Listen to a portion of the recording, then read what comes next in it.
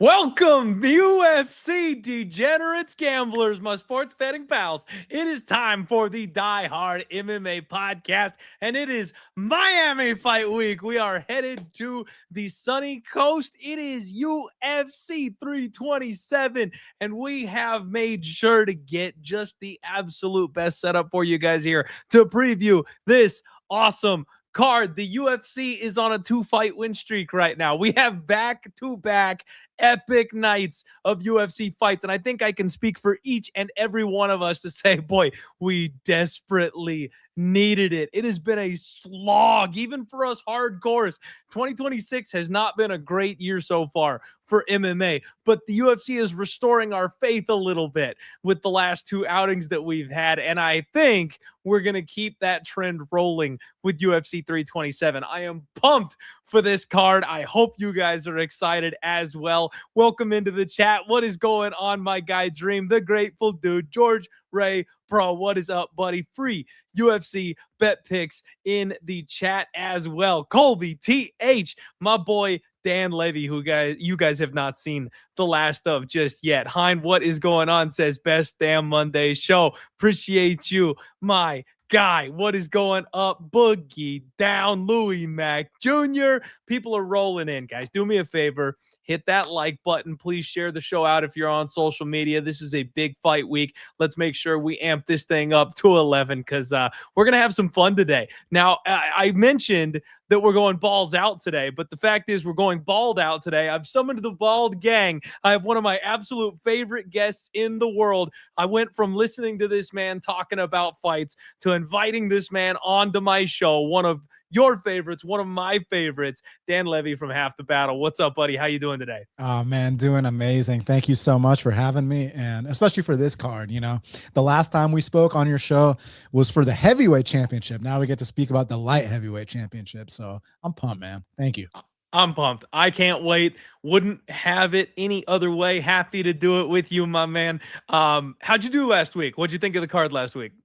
Dude, listen, how I did is interesting because how I did the last 3 events has been like exactly like identical. It's like I lost 0.3 units, and then the next event I lost 0.3 units, and then last event I lost 0.1 units. So it's like my Lord, these little things that I wish would go my way. Like, for example, the Adrian Yanez bet, you know, things like that. But it is what it is, man. Let's keep trucking forward. You know, there's long way to go, and yeah, I'm pumped. I'm glad you're excited. You and I are in the same boat. You are mitigating the losses a little bit better than I am. You know, last week was one of those cards. I always tell the people on the show, man, when my wife asks me, okay, so did you lose? I go, I broke even. Exactly. I lost 0.75 units last week, man. And I am really pissed off at myself because last week, if you guys watched my prop show, if you watched the Friday show, Dan, I haven't hit a big one in a while, right? I am a sucker for round 3 props, and that used to be my thing. I used to be able to call those things like Mystic Mac, and for some reason I lost my touch. I haven't hit a round 3 prop in a long time. We got one last week. We got on the freaking board with our boy Ethan Ewing in round 3 over Rafael Esteban, and I thought that secured profit for the night, and then everything went wrong after that, and I ended up losing by also my live bet. Dan, I made a 1-unit live bet last week, and if I had just laid off, it would have been a small win instead of a small L. So I'm kicking myself. My live betting skills are not what they need to be. in 2026. But the reads were there, made some okay calls. Could have gone my way. Just one or two tweaks. Unfortunately, it didn't. Fun card, though. Really fun card. Shout out to anybody who put money on Tresean Gore because, man, Dan, that's one of those things. Sitting in the analyst chair, I talked about him winning by sub, and I talked about him winning in round 3.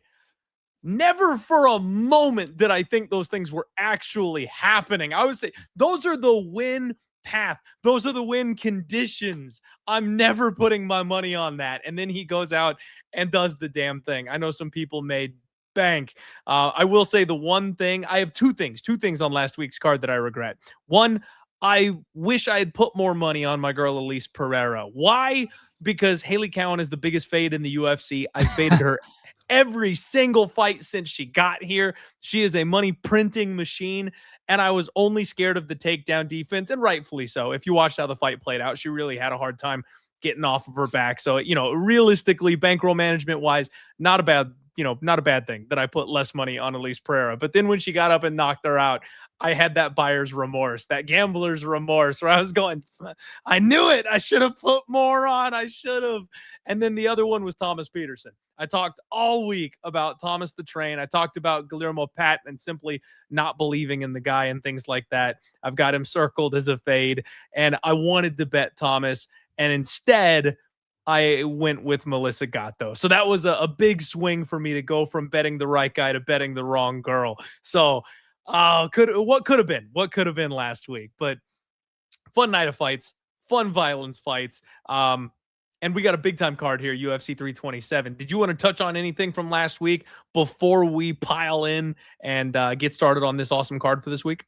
Ewing's legit. That's what I got to say. Ewing's legit. Buy the dip on Wellmaker. That's all I got to say. Yes, sir.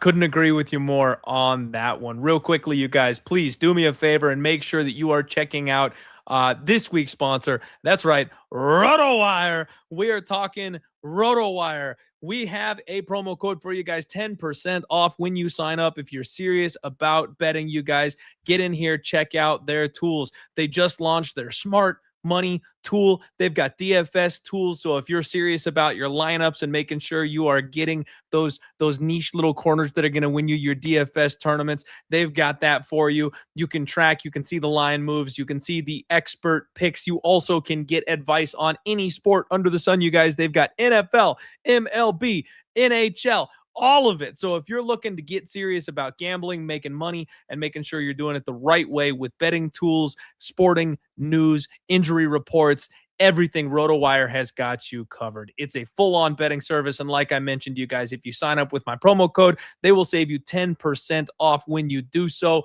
Find the link in the description below. Shout out to RotoWire, and thank you very much for being part of the show. Let's get into it, you guys. UFC 327, and we are starting off the night in style. First fight of the night, we've got Charles Radtke taking on Francisco Prado, and this should be a violent fight right out the gate, Dan, mostly because it's a Chuck Buffalo fight. I have never seen Chuck Buffalo in a boring fight. I don't think he will plan to start that on Saturday, but this is a weird one because I've had a tough time with these fighters where it's like, okay, so aging guy, kind of on the downswing, maybe back half of the career, young prospect, should be improving, should be getting better, should be advancing. We've had some weird mix-ups with those types of situations lately where some of these old veterans just aren't ready to go away yet. And some of these young potential future stars aren't ready to reach up and grab that brass ring yet. And so I'm kind of mistiming some of these. And here we have actually this entire night, we got a lot of those types of matchups on this card and a lot of very bettable lines. Chuck Buffalo, 35 years old, 4-2 in the UFC. This man is a brawler. He likes to get in there and he likes to throw that lead left hook, man. Big power in that lead left hook. Underrated grappling. We actually cashed a submission ticket with him his last time out. Got that juicy +5, +600 on that sub prop. Thank goodness for that. He's coming off a big win, but man, he's kind of beating the guys he's supposed to beat. You know what I mean? He's beating guys like Matt Semmelsberger and he's beating guys like, well, Daniel Frunze in his last fight, right? Gilbert Urbina. But then he's got these big steps up in competition. And of course, he's getting smoked out by guys like Carlos Prates. And he did lose to Mike Malott, but he's really solid in that mid-range right now, right? Obviously not going to be a contender. Obviously not going to fight for a title, but he's beating these guys that, lower rung, maybe hang around in the UFC for a couple fights. Those are the guys he's getting by. He's training at Valley Flow Striking. Very good place to be right now. Brendan Allen, GM3. I've always said training with Bilal Muhammad is the best base for MMA, and so he's in the right room. Francisco Prado is young, 12-4, just 23 years old. That's a lot of experience for a kid his age. He's 1-5 in the UFC with his only win coming over. 1-4. I'm so sorry. 1-4. Thank you very much. My tongue got a little ahead of myself there. He's 1-4 in his last 5. That's where that number came from. His only win coming over an Azatar brother, which, we can't really write home too much about that one. Man, Dan, I had this kid circled as a prospect. I was super hyped on Francisco Prado when he came to the UFC. And even though he's super young, and he's going through it, and he's learning on the job, I'm not seeing the things that I thought I was going to see. That loss to Veretennikov, not aging super well. Veretennikov hasn't done overly well in the UFC either. It was a close fight. It was a split decision, but he got outstruck. He went 3 of 10 on takedowns. He's super durable. He ate a bunch of big shots. He does just keep coming forward, but it feels almost like he's one of these tweeners. It feels like he's a little undersized for the weight class, even though I don't know if he could make 155 if his life depended on it. I mixed up my weight classes there. 155. I don't think he could drop to 155, but he looks like he's a little undersized at 170. He reminds me a little bit of like when Chris Curtis was fighting at 185. Like he's strong enough, he can hang, but he's just a little too small. He's got 55% takedown defense. Man, this is a really, really tough fight, Dan. I'm super interested in this one. Charles Radtke is a -185 favorite, +155 to come back on Francisco Prado. What do you make of this matchup, my friend? Well, who you got? So, I'm not going to lie. I worry about the chin of Charles Radtke. He's got 3 knockout losses. We've seen him get sparked out a couple of times, and Francisco Prado does have some decent pop in his hands. I'm worried this is the aging vet fall type of spot, but he also just got on track using his grappling in his last fight, and we've seen that the takedowns can be something you can kind of abuse against Francisco Prado. I don't like the number, Dan. I don't like -185. Radke's not a guy I want to lay chalk on. I'm going to pick him to win, but I don't like it even a little bit. And if Francisco Prado has captured some of that magic I thought he had when he was first making it to the UFC, I wouldn't be shocked if he pulls the upset. So this is one of those pussy-footed passes on my part where I'm like, I'm going to pick the favorite, but I kind of hate it from a betting perspective. Okay. Well, I'm going to pick the underdog, but listen, there you go. I feel your points here. Radtke, definitely a great hammer, not a great nail. And I'd say the best part of his game is his punching power. I think we agree on that. I disagree with you saying that all his fights are exciting, because that Blood Diamond fight was definitely not exciting, but for the most part, and that was a debut. We can give him a pass. For the most part, he's involved in really fun fights to watch. I want to give Francisco Prado a big time pass on some of these L's. Like think about this for a second. The kid's 23 years old, Clint. He's literally just a kid.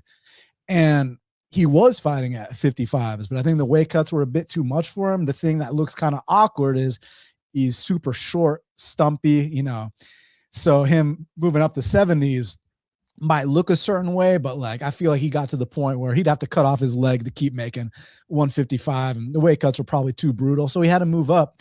And when you think about things like this, for example, they put him in there with Jake Matthews, bro.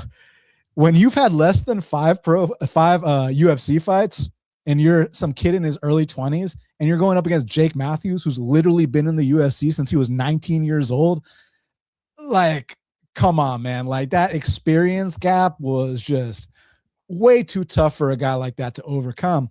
Sure. And then that most recent fight against Veretennikov, I thought Francisco Prado won that fight, man. I really do. So, and that might have actually been the last fight on his contract. And the reason they didn't let him go is because they probably felt like he won too. He's 23 years old. He fights with a lot of spirit. And I agree with you that this fight's probably going to play out closer than the line indicates. And Charles Radtke, did you see that fight with Malott? Not just the fight with Malott, but the lead up to the fight with Malott. The way that Radtke was talking going into that fight compared to the way he performed, look, no big deal, win, lose, or draw. You know, someone's got to win, someone's got to lose. It is what it is. But to not even put up a fight when you were talking the way you were talking, I don't know if you remember the kind of shit he was saying, but you should go back and take a look. And I remember because I believed him. and I'm not sure I agree that training with Bilal is the best base. Being Bilal is a great base, but Ignacio can't get up from bottom. Radtke, you know, is a great hammer, not a great nail. Like, you know, if only these guys had Bilal's fight IQ, then maybe it would translate. But that being said, I just don't think that Francisco Prado has some kind of chin liability that Chuck Buffalo is going to check. I see this being an honest fight, and I see Francisco Prado being the younger, hungrier guy here, 12 years younger. Give me him for the upset. Okay. I kind of love it, Dan. I kind of love it. I was a little too chicken shit to get there myself and pull that trigger.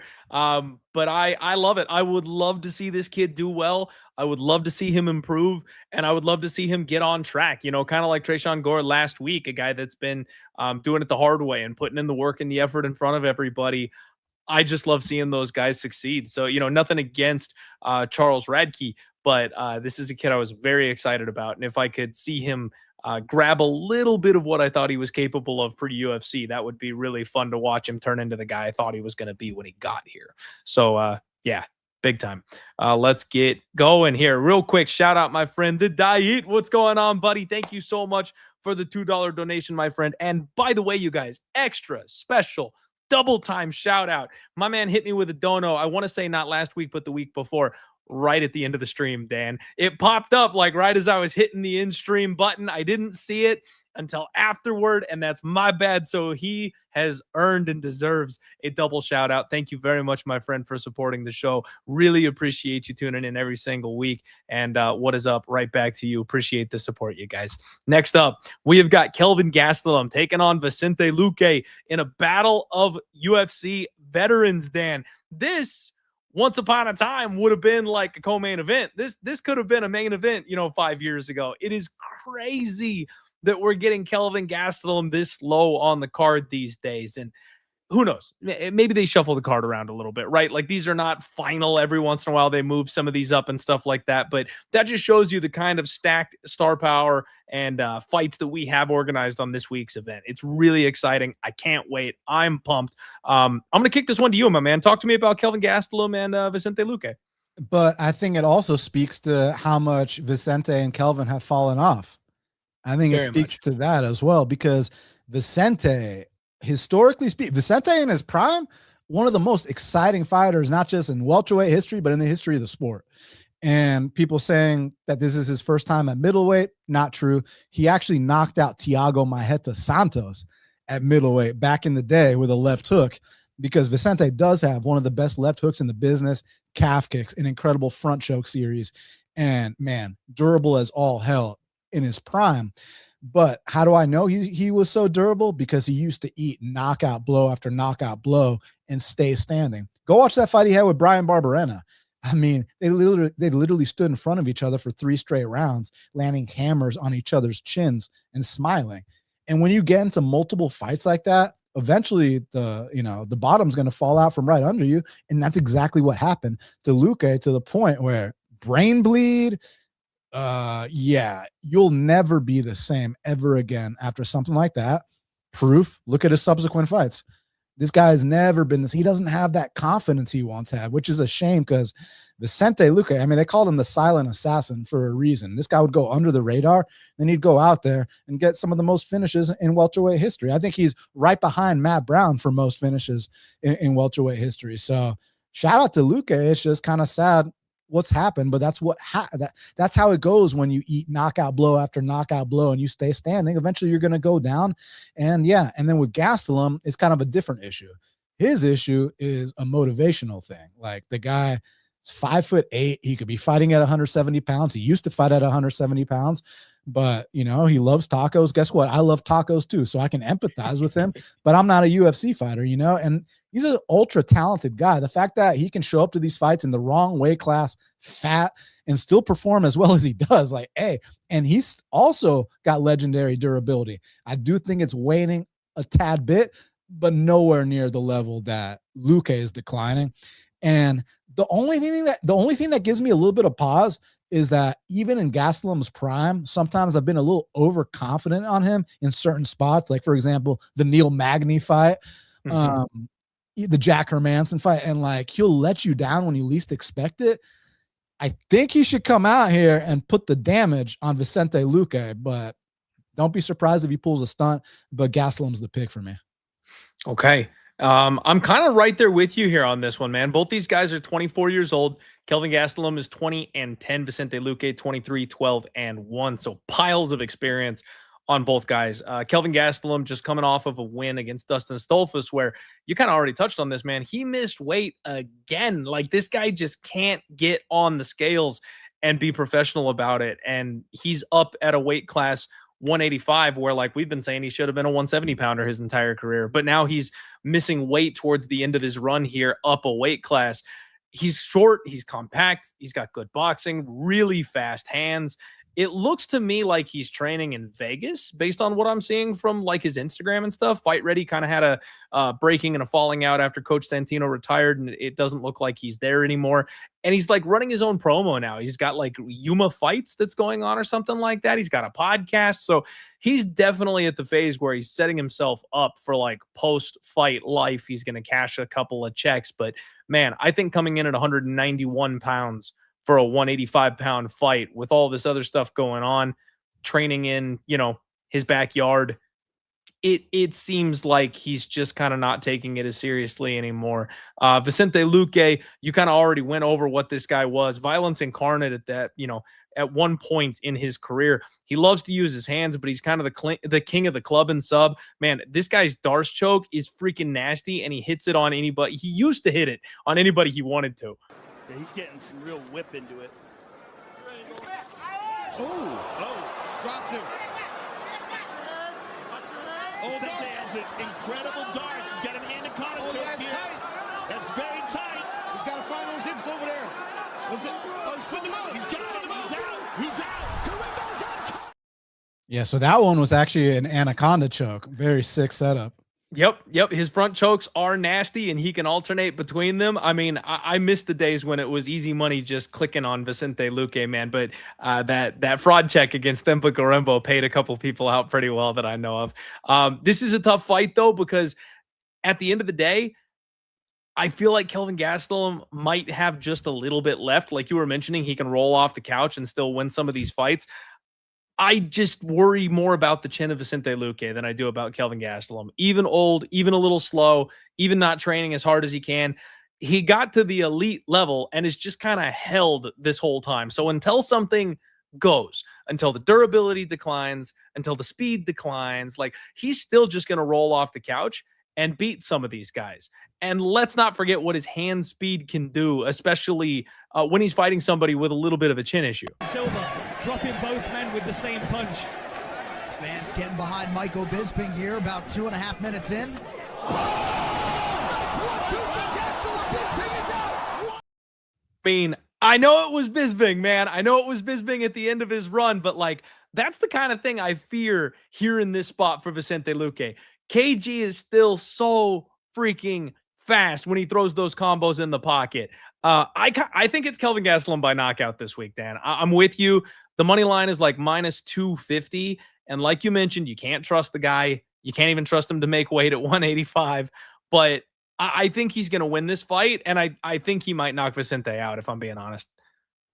Yeah, listen, just the last few Vicente fights have been not just sad, but uncharacteristic for who Vicente is and you know what he stands for. Like, who he built a reputation for being at one point. So yeah, you know, it is what it is. It's just tread a little carefully with Gastelum, but yeah, I'm still taking Gastelum here. Yeah. No, I'm right there with you, man. Not a lot of parlay legs this week, you guys. Not a lot of parlay weeks. So be careful, because there's only a handful of fights that are minus 200 or higher. You got to watch out on some of these, but I think Kelvin is probably okay.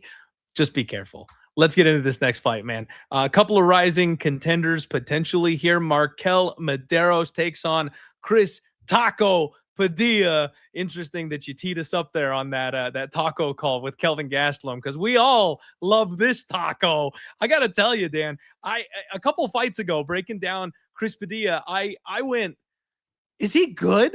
Like, I really thought Chris was being brought into the UFC to buff up a couple people's resumes. A guy that just kind of got here that they couldn't get rid of, that they couldn't say no to. And, the current modern schedule of the UFC, they got to turn these fights out. They got to get people in there. So whatever, go ahead, kid, take a run at it, right? He's 4-0. He's 4-0 in the UFC. The legend of Taco just continues to grow. He's an underdog for 3 of his first 4 fights, and then he was even money against Ismail Bonfim, and he completely wrecked him. Straight shots here from Padilla. Look out for the elbows once he gets on top. Bonfim has a very bully approach, and the second the bullying stopped, Padilla turned the tables. That's over. And now look, He's got no energy. he folded like a lawn chair. He ran out of gas. He broke him. Oh, We know the Bonfim bros have suspect gas tanks. We know the Bonfim bros, especially Ismail Bonfim, can slow down in that second round, and he can be had there. But, like, we've seen nothing to pick at for Taco. Like, I'm fully impressed with this kid, okay? 30 years old. He's in his fighting prime. He loves to do the Tony Ferguson, sharpen the elbows thing. He switches ranges really well, Dan. Like, he goes from fighting at like a kickboxing range to coming in close and crashing the pocket with elbows, dicing people up, cutting their face up. And then, like you just saw in the clip, when he gets on the mat, he gets on top of people and he's looking for damage. I mean, he was laying on his side, so it wasn't like a true 12-6 elbow, but he's throwing those like deadly downward elbows, trying to cut people up, trying to hurt people, trying to do damage.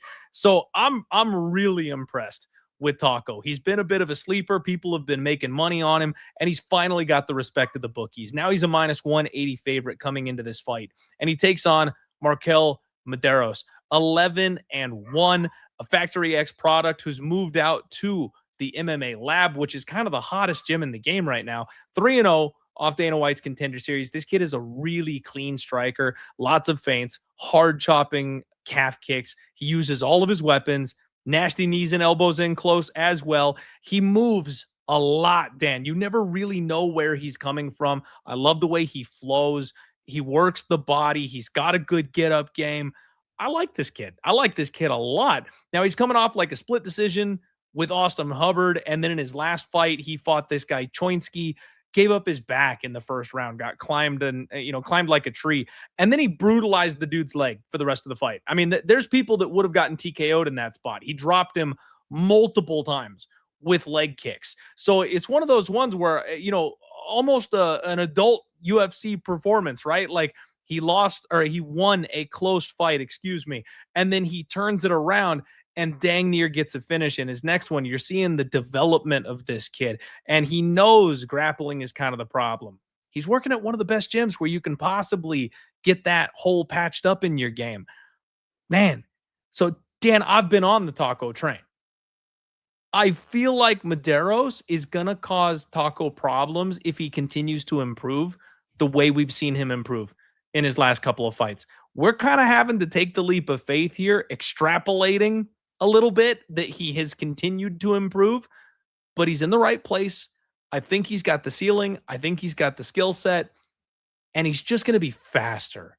I think Taco's going to have a hard time finding him in the cage. I like Mederos for the upset, and I feel bad. I feel like I'm betraying my man Taco, but I really think it's a spot where Mederos can come in here as a plus 150 underdog and really kind of show people what he's made of.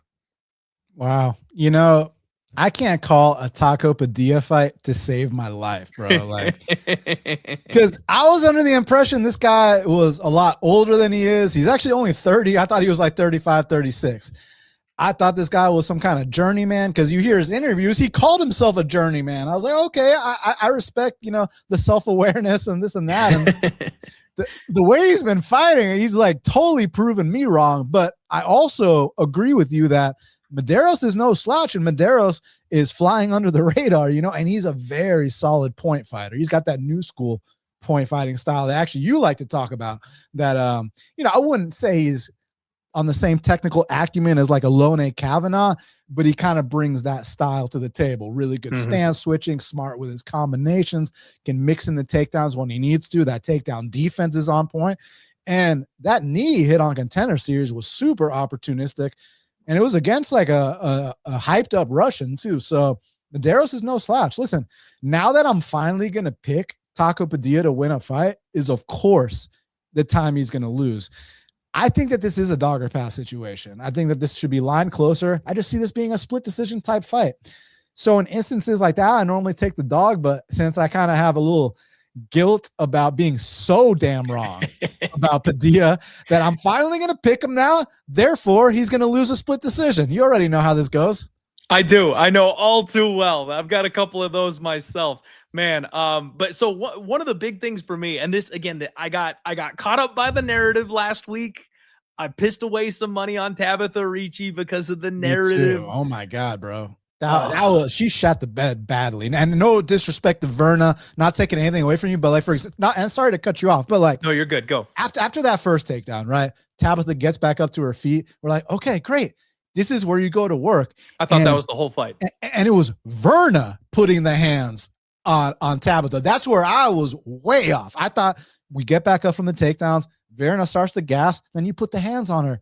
And that's the game plan. And when I saw that Verna felt no threat by Tabitha's hands whatsoever, it was at that moment that, I knew we were, Man, I figured they would have a pre-filled out 30-27 for us at the end of it, but Verna was just undeniable, man. You would get fired from your job if you scored it for Tabitha. So they couldn't even rob her. It wasn't close enough. But yeah, man. So that's in this kind of a spot. Again, I'm going to talk narrative though. With these betting sides, you see it in football, you see it in hockey. When you've got a team that is just not that good, right? I'm talking about I'm rocking the Coyotes, right? They're the Utah Mammoth now. But this is a young team that is probably going to make it to the playoffs for the first time in several seasons because they've been rebuilding. You're underdogs all the time. Why? Because you suck. You're either young or you suck. And so as you develop and as you learn how to win, the market eventually corrects. Most of the time, Dan, it overcorrects. So when the bookies are going, hey, he's not that great, he's a dog, and he wins. And hey, he's not that great, he's a dog, and he wins. And they, okay, fine, fuck it, he's the favorite. And everyone wants to parlay him at minus 185. That's the overcorrection. And so that's where I'm looking to be on the other side of this and go, you know what? I love Taco. I admire his work. I think Mederos is the real blue chip prospect. I think this is the real guy that we need to be watching. Taco's going to be fun. He's going to give us a hell of a fight. I'm not saying it's going to be easy, but I think we hit the overcorrection point. So MarQuel Mederos is going to be the Link Memorial Dog of the Week. That's going to be the one, you guys. We are locking it in. We're going for it. I'm betraying Taco, and I apologize, but I'm going to be playing MarQuel Mederos. Got to go for it. You know what my friend Clint McClain always says? What does he always say? Always trust your balls. When you've got a hot take, when you've got a read, if you feel it in your cojones, you put them on the table.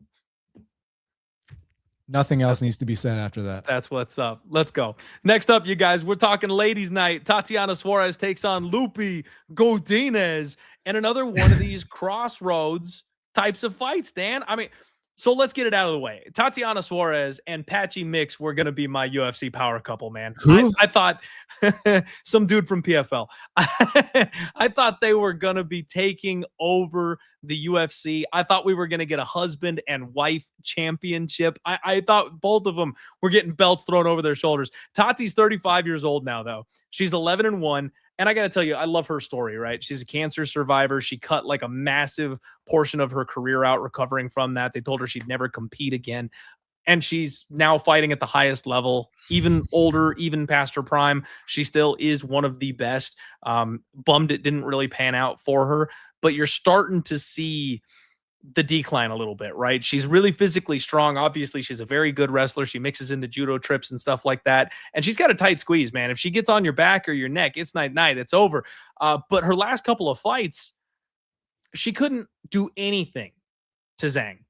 Couldn't control her, couldn't hold her, it was a rough night at the office for her. She bounces back against Amanda Lemos, but man, it was a rough look. Like, Lemos is the perfect fight for her. Somebody who's going to jump guillotine twice for you and put herself on her back, right? Like, that's a fight she should win running away. And she went 3 for 12 on her takedowns. Now, she still managed to get like 9 minutes of control time, but she only landed 20 significant strikes. She was hanging on for dear life. It was nothing but wet blanket control time. No threat, no nothing. And the cardio looks like it's fading, man. It seemed like it took everything she had just to hold this woman down. She's going to be big here. She's got a 5-inch reach advantage. Lupi's always a little on the short side, a little compact. 32 years old, 4-4. I'm sorry, 2-2 in her last 4. My brain is messing with me tonight. She got back on track her last couple of fights, wins over Julia Pilastri and Jessica Andrade. She bounced back from back-to-back losses to Dern and Verna. So again, another one of these ones who's close to that contenders circle, needs a little bit more development time. She's in her prime, better do it in a hurry. She's physical, she's strong. She has really improved her boxing since she's been training with Alexa Grasso. Natural power in those little hands of hers. She's a pretty decent wrestler herself. You can just never count on her. I always worry about the IQ with Lupi because it seems like when I want her to wrestle, she boxes, and when I want her to box, she wrestles. So I can't ever get the game plan right for Lupi Godinez, and she always ends up in close fights because of it. She's got 81% takedown defense, though, man. And that's the issue for me in this fight with Tati, is if she can shuck a couple of these takedowns, she's going to be the better striker. She's going to be faster. And if Tati can't go for the full 15 minutes, or if she doesn't find her way to a choke, Lupi's not going nowhere. She'll be in your face throwing hands the entire time. I feel like it's like nail in the coffin season. You know what I mean? It's time to step on their neck. Like, I'm not trying to bounce back here with Tatiana Suarez, man. I think the writing's on the wall. I like Lupi Godinez this week. And I know it's another underdog call, man, but it's that kind of fight night. Tati's a -155 favorite. Lupi Godinez, the +130 underdog. I expect it to be close. I think Lupi's going to edge this one out with damage versus the control time.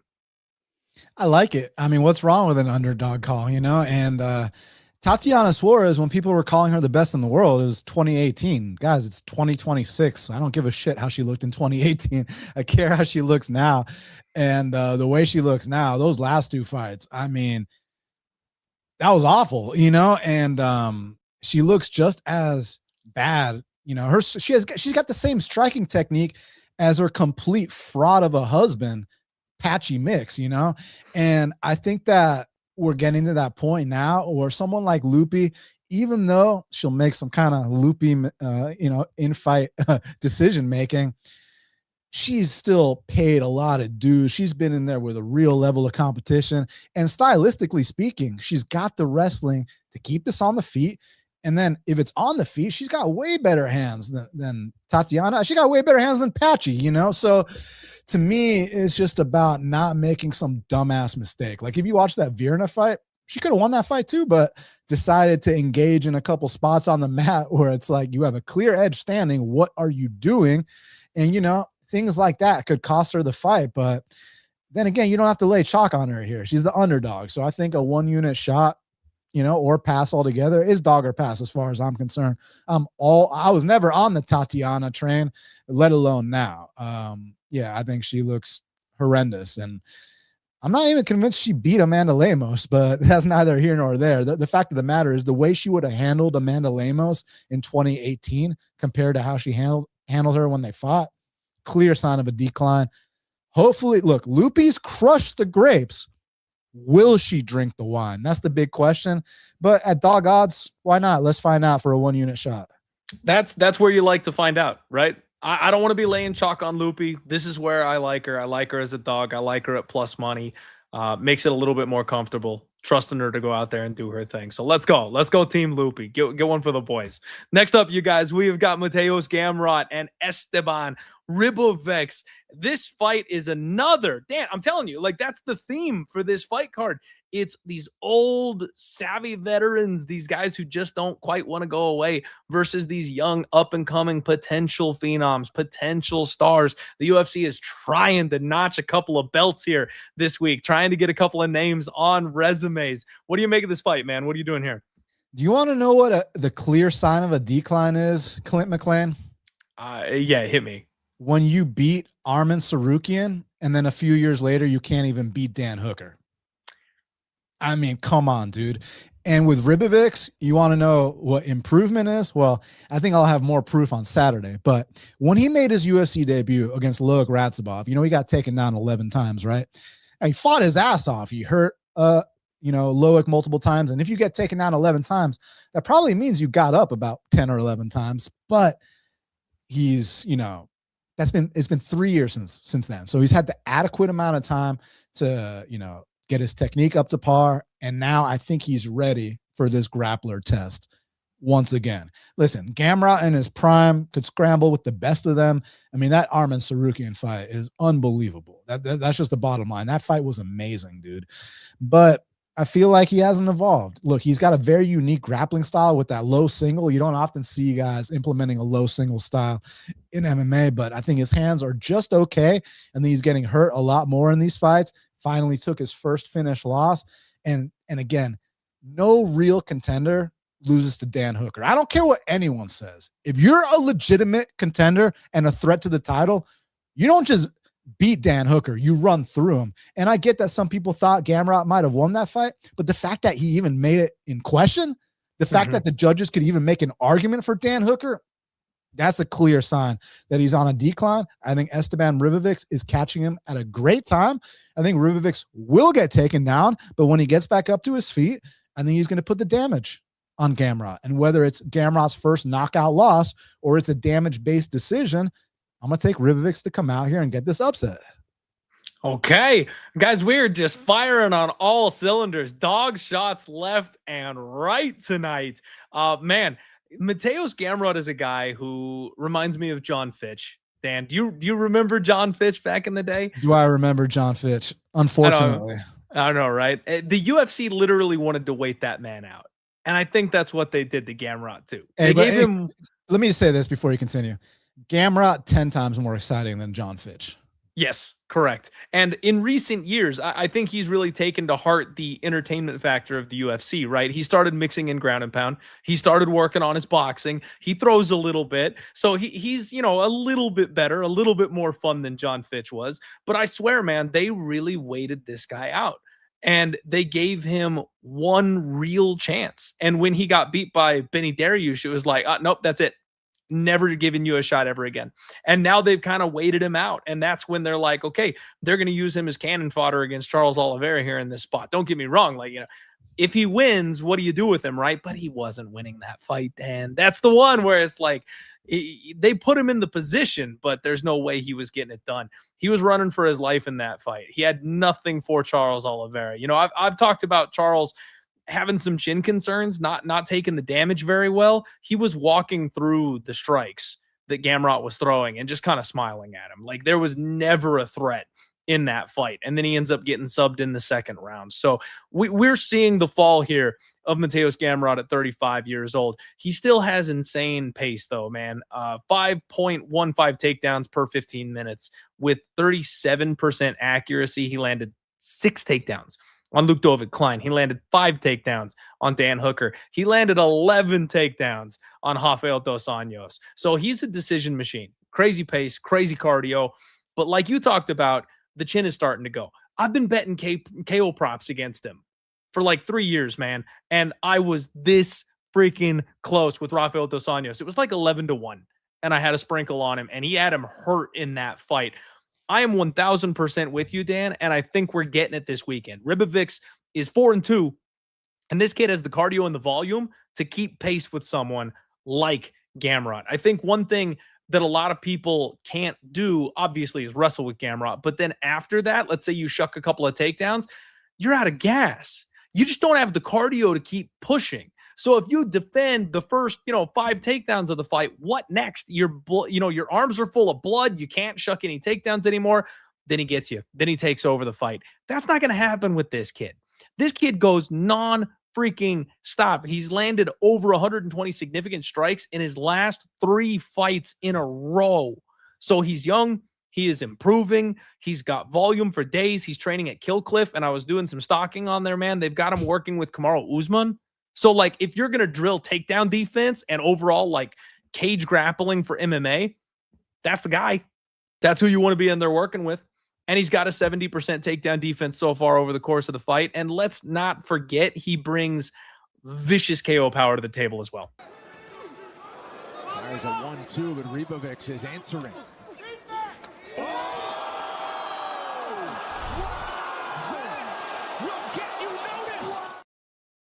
Yeah, man, it's Ribovics for me, Dan. I'm with you. Dog shot, number 3 on the card, Esteban. And I need a good number, Dan.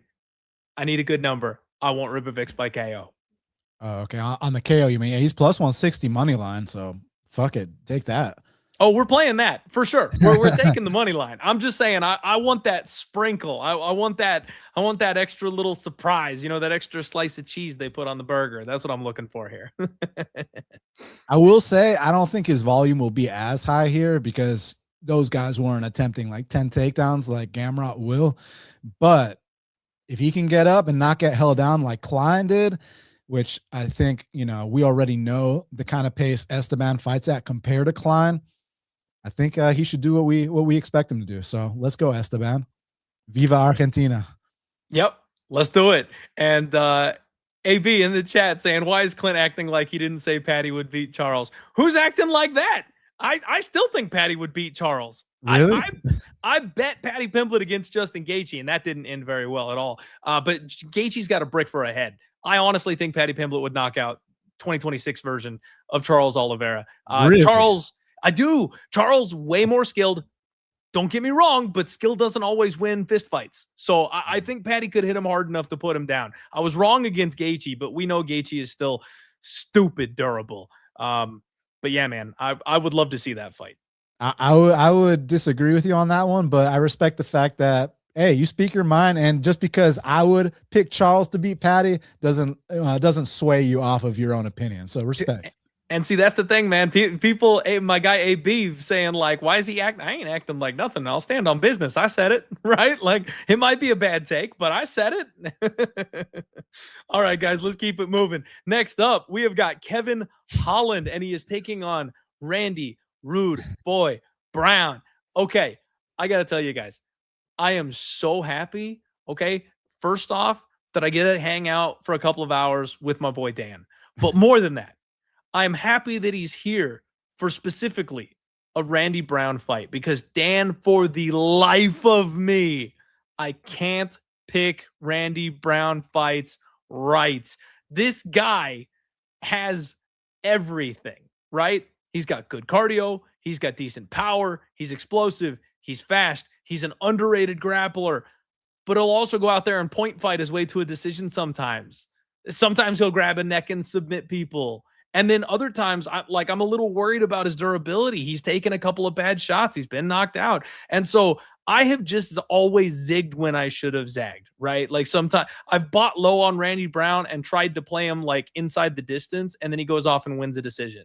And then I've tried to fade him and he pulls the upset. And I've played him by decision, and then he knocks out Muslim Salikhov in round 1. And it's just, I can't get Randy Brown. So my friend, please shed some light here for me on this fight, because I need your help. Kevin Holland versus Randy Brown. You know what just touched down in Miami, my friend? No idea. The Fade Kevin Holland World Tour. Oh, shit.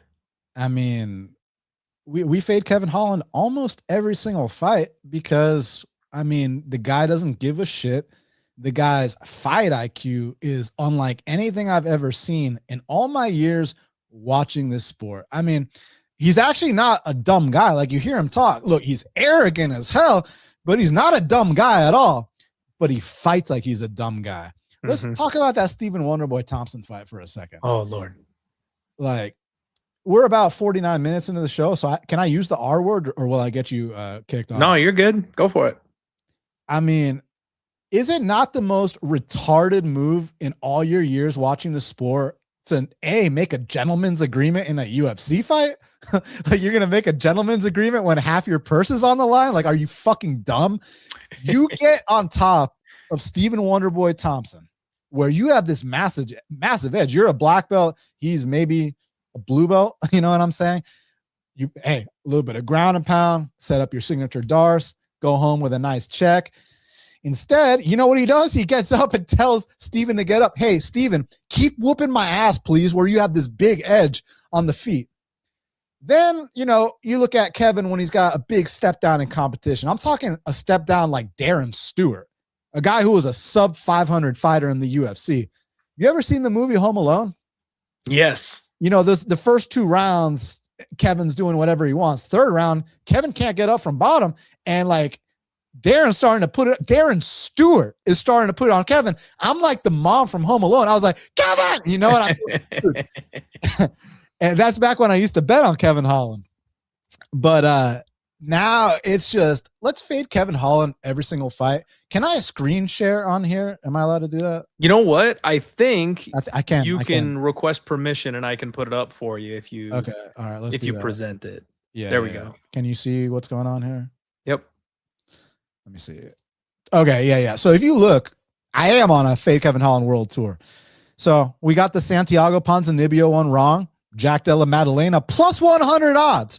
Michael Page plus 115 odds. I got the Mikal one wrong, but man, we dropped him in that fight, but got that one wrong. Roman Dolidze, 1 takedown. The fight was over shortly after. Rainier de Ritter, 1 takedown. The fight was over shortly after. Then you give him a guy in Mike Malott who has like less than half the experience of Kevin Holland. I'm talking about like Kevin Holland has more losses than Mike Malott has UFC fights. Do you understand what I'm saying? And you can give me low blow this, low blow that. The bottom line is Kevin Holland lost that fight too. Kevin Holland doesn't give a shit. He's ultra talented. He hits hard. He's got a black belt in jiu-jitsu. He's as experienced as one can get, but he doesn't care about this. When the media asks him about like, hey man, like, you remember when he was on a win streak and they were asking him about like, hey, like how far do you think you are about fighting for the title? He would like freak out at media members for asking him that. Like, how dare they ask a pro fighter at media day what his title aspirations are? You know what I'm saying, man? Like, this guy's a mess. With Randy Brown, I agree with a lot of the points you made. He's ultra talented, man. I mean, his hands are on point. His grappling's on point. He's got the experience to go along with it, the size. But I remember when I made my biggest bet that I've ever made in all my years betting or watching the sport. When I bet on Randy Brown to beat Mickey Gall, okay, I risked 7 units on Randy Brown because on paper, is that not an absolute mismatch? Randy Brown versus Mickey Gall? Like, are you fucking kidding me? And like, look, Randy clearly won the fight, but like in round 2, he's getting reversed. I'm like, oh my God, like Randy, like I had to walk out the room. I was having like, palpitations and shit like that. You know what I'm saying, man? But like that fight convinced me that Mickey Gall was going to be okay. I lost money because of that fight. So when I showed y'all my history of fading Kevin Holland, the fade Kevin Holland World Tour, y'all noticed that the D-Rod fight wasn't on there. Why wasn't the D-Rod fight on there? Well, because I told myself, well, we're going to fade Kevin Holland, but he can beat a 40-year-old, right? Like he doesn't lose to 40-year-olds. And he lost to a 40-year-old. And by the way, has anyone heard from D-Rod? Does anyone know what D-Rod? I've heard certain things. I don't know if they're true or not. But Hey, D-Rod, we hope you're okay. We hope you come back to the States, or I don't know what's going on. I hope he's okay. But that being said, when he's losing to 40-year-olds, yeah, dude. So this isn't even about Randy Brown for me. This is about I'm fading Kevin Holland every single fight he has in the UFC from this point forth. And let me tell something to the fans. I can't guarantee you that Randy Brown's going to win this fight. I can't. So that's why I'm only going to play it to like win 1 unit. But here's what I can guarantee you. If you bet against Kevin Holland, his next 10 fights, you will be profitable. You will be on the right side of the coin. And Saturday night at the Casillas Center, live in Miami, Florida, the Fade Kevin Holland World Tour rolls on. Okay. I love me some Fade Kevin Holland World Tour, my friend, especially after what he did to me. This man single-handedly sunk the anchor, Dan.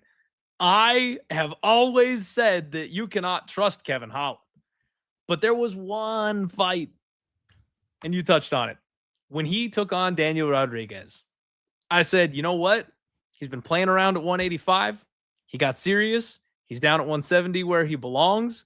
He's fighting a 40-something-year-old man who's on the back half of his career. The UFC is really throwing him a ball and going, you know what, dude?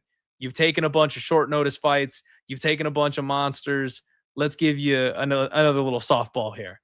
And so I anchored Kevin Holland that night, Dan. And it was the most single infuriating night of my life.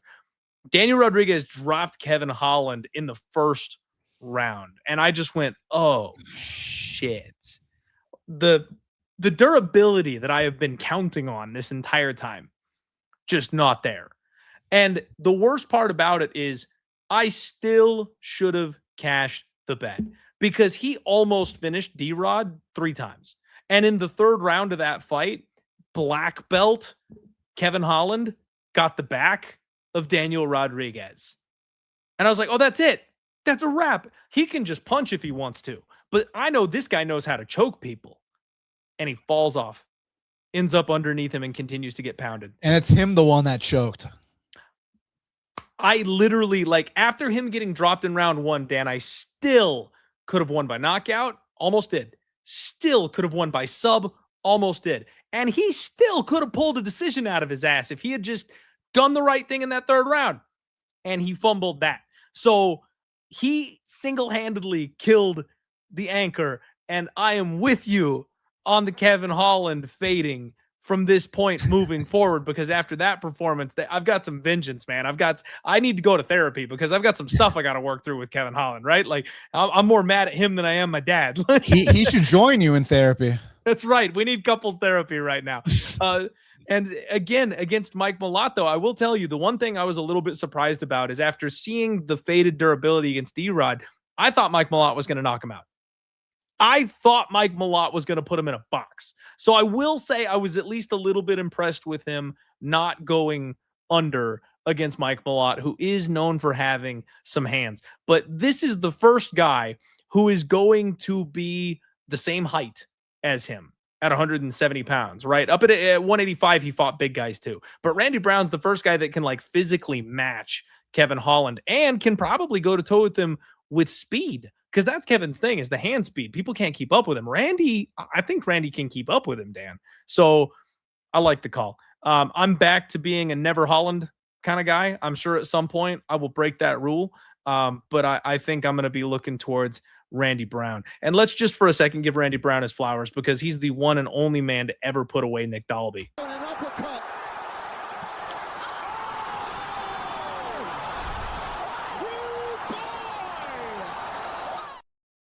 Legitimately put away Nick Dalby, not popping for, steroids and shipping off to Canada afterwards. For those of you who noticed the comment earlier and maybe are wondering what we're talking about, by the way, the rumors surrounding Daniel Rodriguez is that he's in the gulag in Mexico or some shit. Like, I don't have any idea what's going on there, but apparently he's locked up in Mexico and people have no clue when he's coming back or what happened.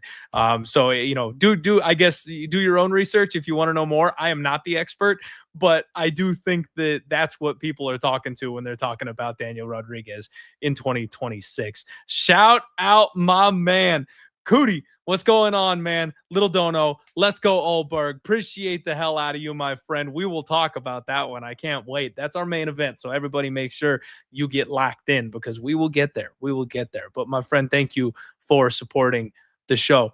And Mills saying I'm only here for Dan's emotions and facial expressions. And that's fair. That is He fair. said emotionless. Oh, I'm sorry. Emotionless. facial expressions. I thought it was emotions. I'm like, man, he got worked up about the Kevin Holland I thing, know. bro. Interesting comment. I Shout was- out Mills. I was right there with you, man, for sure. All right, let's go. Next up, ladies and gentlemen, we have the Bellator Featherweight Championship on the line. Patricio Pitbull takes on Aaron Pico.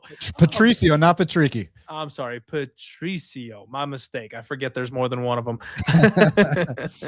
Oh, man. Aaron Pico trying to take a second crack at it here in the UFC. 13-5, 29 years old, the star of Jackson Wink MMA. This guy got brought over from Bellator, from the PFL, and the UFC wanted him to make a splash right away, Dan. He came in here against Lerone Murphy, and he ate a highlight reel spinning elbow, and that was that. I'm not going to lie to you guys. He looked pretty good before that spinning elbow hit, though, Dan. Very tough. Very offensive. He's got natural power in his hands. He's got good boxing. The kid is a really good wrestler. He went 2 of 3 on takedowns against Murphy early in that fight, so he knew the assignment. He was just kind of overwhelming him in that spot. But the problem with Pico is he's not ironclad, Dan. He has been knocked out 4 times, 29 years old, and a guy who's never stepped foot in the UFC. He's been KO'd.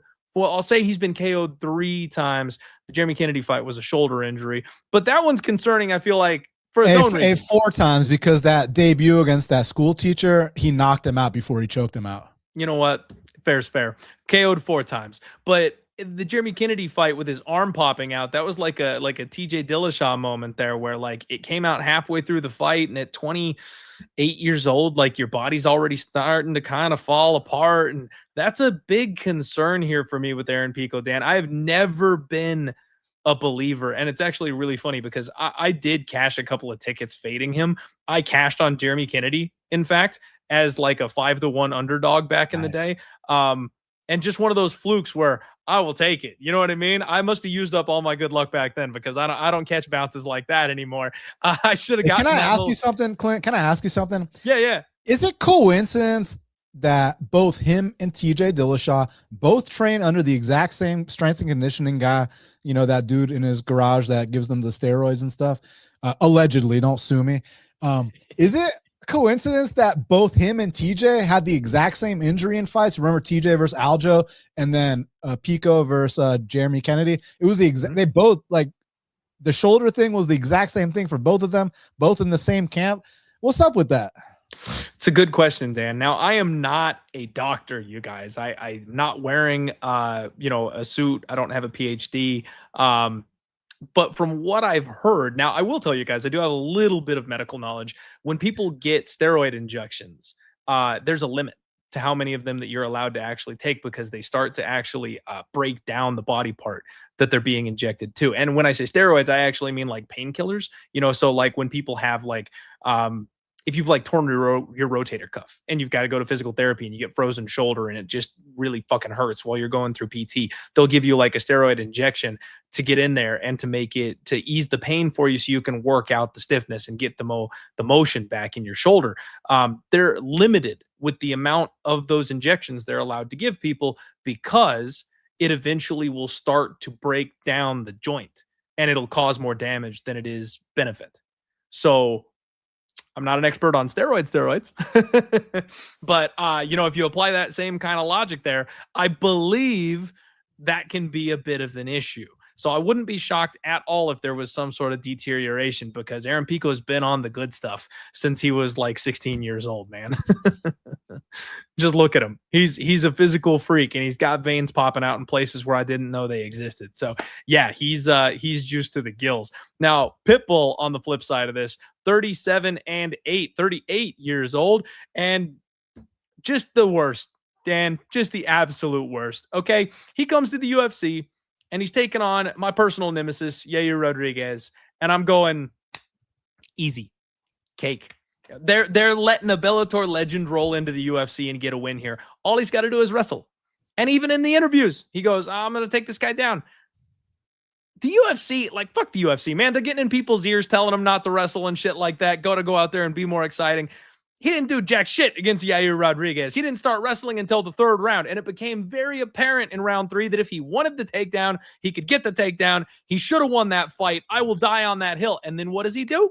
He flips around and he whoops Danny Igue's ass in his next fight. So he's 1-1 in the UFC, and he did everything to Danny Ige that I wanted him to do to Yair Rodriguez. So I've got beef with Pitbull at this point, but he's 1-1 in the UFC, and he's getting a crack at it. He wants to go up there and get that belt, one last trophy for the trophy case before he retires. But Dan, my theory, let me switch hats here for you guys. My theory here is the UFC was trying to feed Pitbull to Lucien Kita, right? The kid coming off the Cage Warriors or whatever.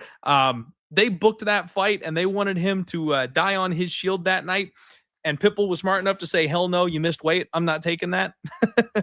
And, who knows how the fight would have gone after watching his last fight against Nathaniel Wood. But I think that's what the UFC was trying to do. I almost feel like the UFC is trying to do that again. Now, it's a bit of a win-win here for them in this situation. One of these guys wins. One of these guys advances.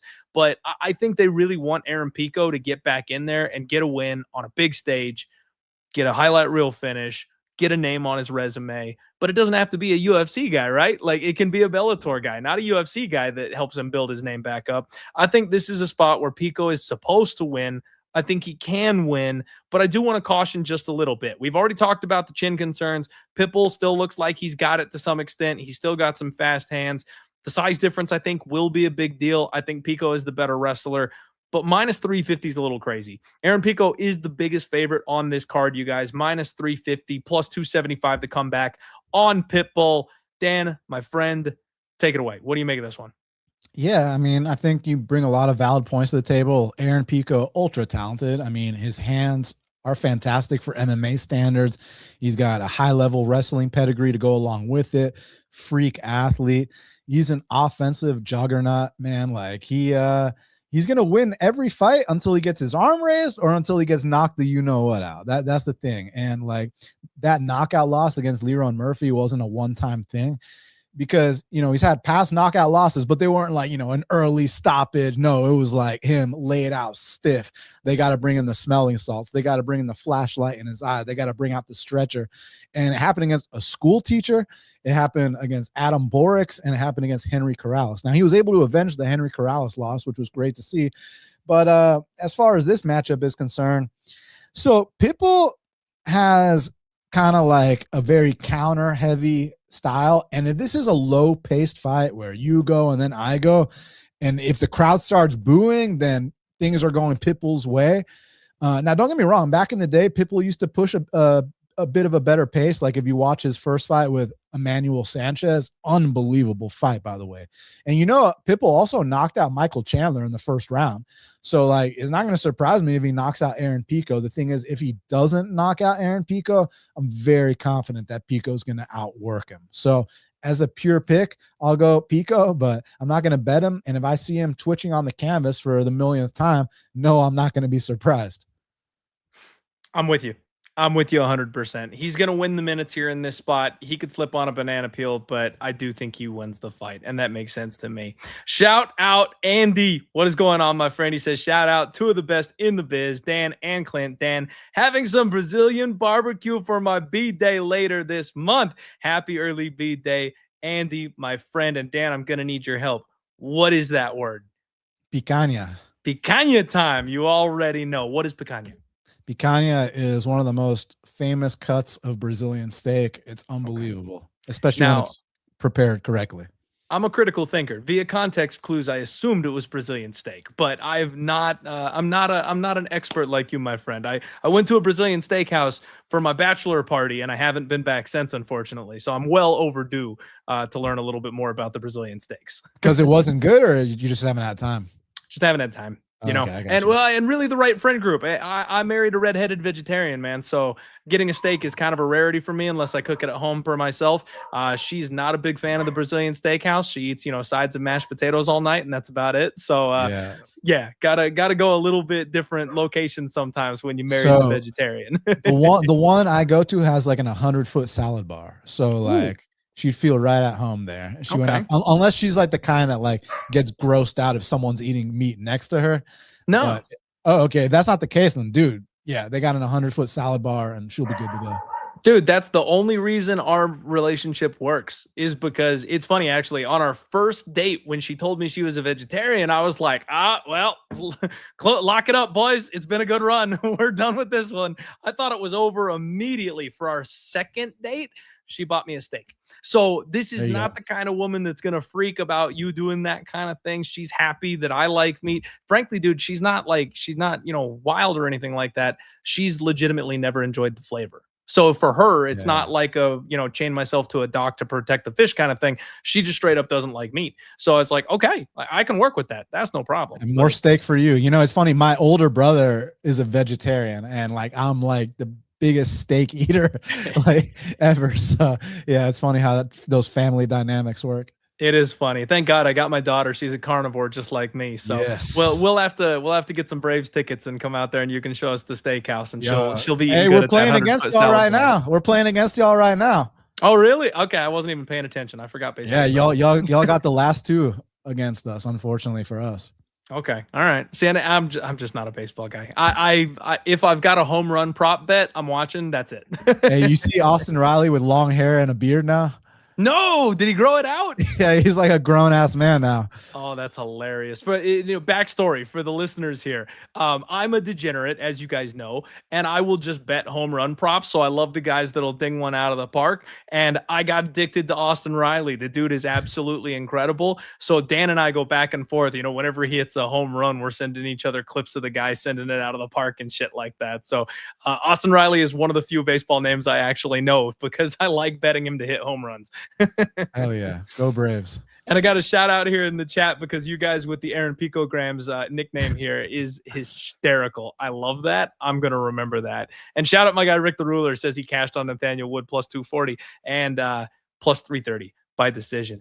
Beautiful. I talked about live betting him. Didn't have the balls to do it pre-flop. Good on you, my man. That's a hell of a bet. Real quickly, you guys, I'm going to shout out this week's sponsor and every week's sponsor, Spectation Sports. Get on the train, you guys. Spectation Sports is absolutely taking over the LFA prelims. This is the home of LFA prelims, Spectation Sports, and hopefully maybe one day, maybe a little bit more, but you want to get signed up now. Now, I've seen some people complaining because they don't want to watch just the LFA prelims, and because of that, they don't want to get signed up. Well, let me tell you guys, there's a whole lot more on Spectation Sports. We have fights dang near every single week. There's last week, BTC is a promotion that we've got, and they had an absolute banger of an amateur fight card. And you're like, oh, who cares about amateur fights? Guys, it was like 99% finishes. It was fun as shit to watch. So trust me, if you need that itch for MMA, get signed up. If you're doing your homework for Dana White's Contender Series,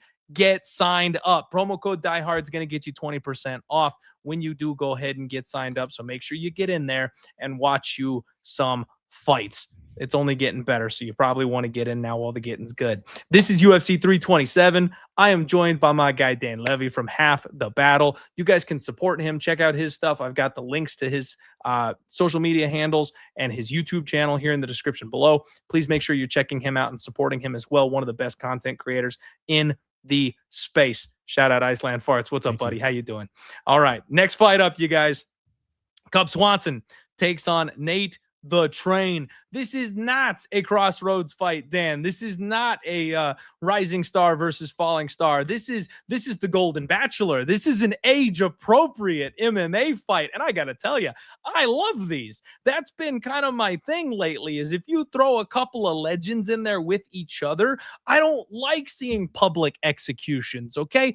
I had to watch Yair Rodriguez put an end to BJ Penn in person here in Phoenix, Arizona. Okay, that was not a good time. Don't get me wrong. Highlight reels are great, but at a certain point, it's elder abuse. I like watching Cub Swanson versus Nate the Train. Both these guys have still got a little bit in the tank, and they're going to go bang it out on Saturday. This is going to be a fun fight. Cub is 42 years old at this point, and frankly, that sounds insane because he still got it, man. I thought Billy Q was going to run through this old man, and instead, the exact opposite happened. We got an absolute banger of a fight, and then round 3 came around, and Cub let us know what's what.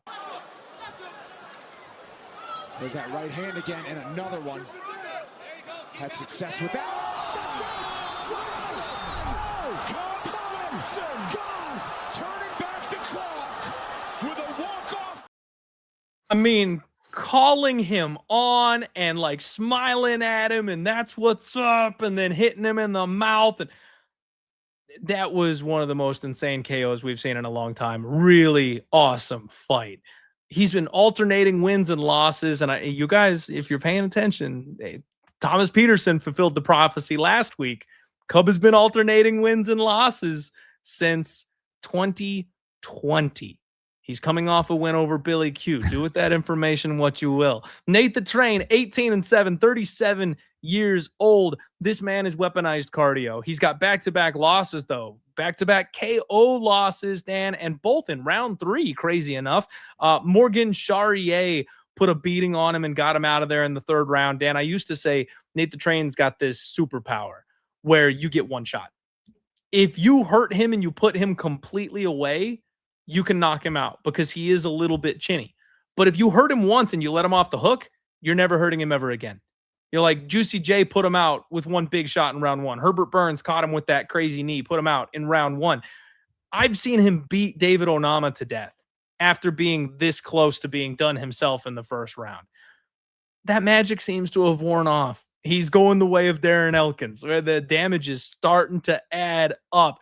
Duho Choi and Morgan Charrier were able to put enough on him and actually get him out late in the fight, which is not something we've seen in the past. So I'm worried that Nate the Train's chin and durability to some extent is gone. I love the way he crowds people. I love the way he's always on the front foot, coming forward, pressuring, dragging people around the cage, kind of wears them out, cooks them a little bit, and then he puts hands on them. And he's always striking from the clinch, big knees and stuff like that, in tight and gets close.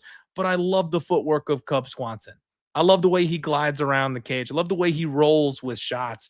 The problem is, Dan, I don't bet on 40-year-olds unless I've got a damn good reason to do so. And this is the kind of fight where I don't have a damn good reason to do anything. We got a coin flip here. Nate the Train is minus 120. Cub Swanson is plus 100. Oh, it is hard to pick a guy coming off back-to-back KO losses, Dan. I'm going to tell you that. This has got fireball and popcorn written all over it. This is a fight I can sit back, enjoy, watch, not have anything on, and just breathe in these guys in their last couple of fights. But I kind of feel like this is a spot where Nate can out-hustle Cub. But after watching his last couple of fights, Cub is never going to be out of knockout range. Cub's got a shot to end him in this spot as well. So I'm going to lean ever so slightly to Nate Landwehr. I'm a little bit more confident on Nate here. Listen, all respect to Cub, of course. I mean, I grew up watching this guy in the WEC. Like, this guy is the man. And I got a blue WEC hoodie in my closet with like the white WEC logo. You know what I'm saying?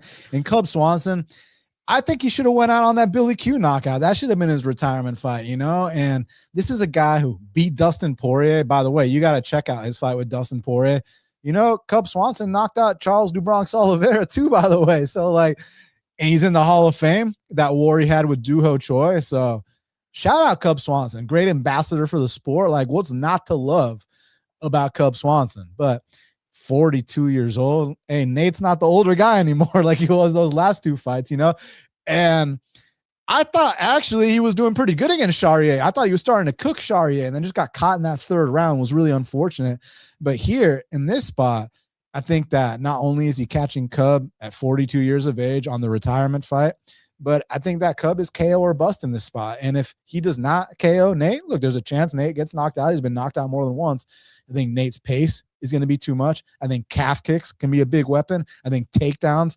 I mean, you saw the way that Nate tapped out a guy like Ludovic Klein. You saw the way that Nate paced a guy like David Onama. I mean, I think he can do similar things here. It's just that, do we have to, you know, fight with our hands down and our chin up and get into these crazy brawls? Look at Dana in the crowd. Hey, Dana, look, you know, like, do we have to do all that, you know? Sometimes he makes it a little bit, you know, less optimal for himself. But that being said, I think he probably gets this one done and pushes that pace on Cub. Shout out Cub. Can't wait to see his retirement speech. He's had an unbelievable career.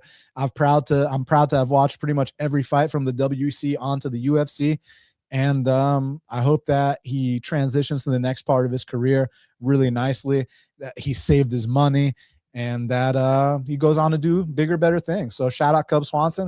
I'm going to take Nate Landwehr to win this fight.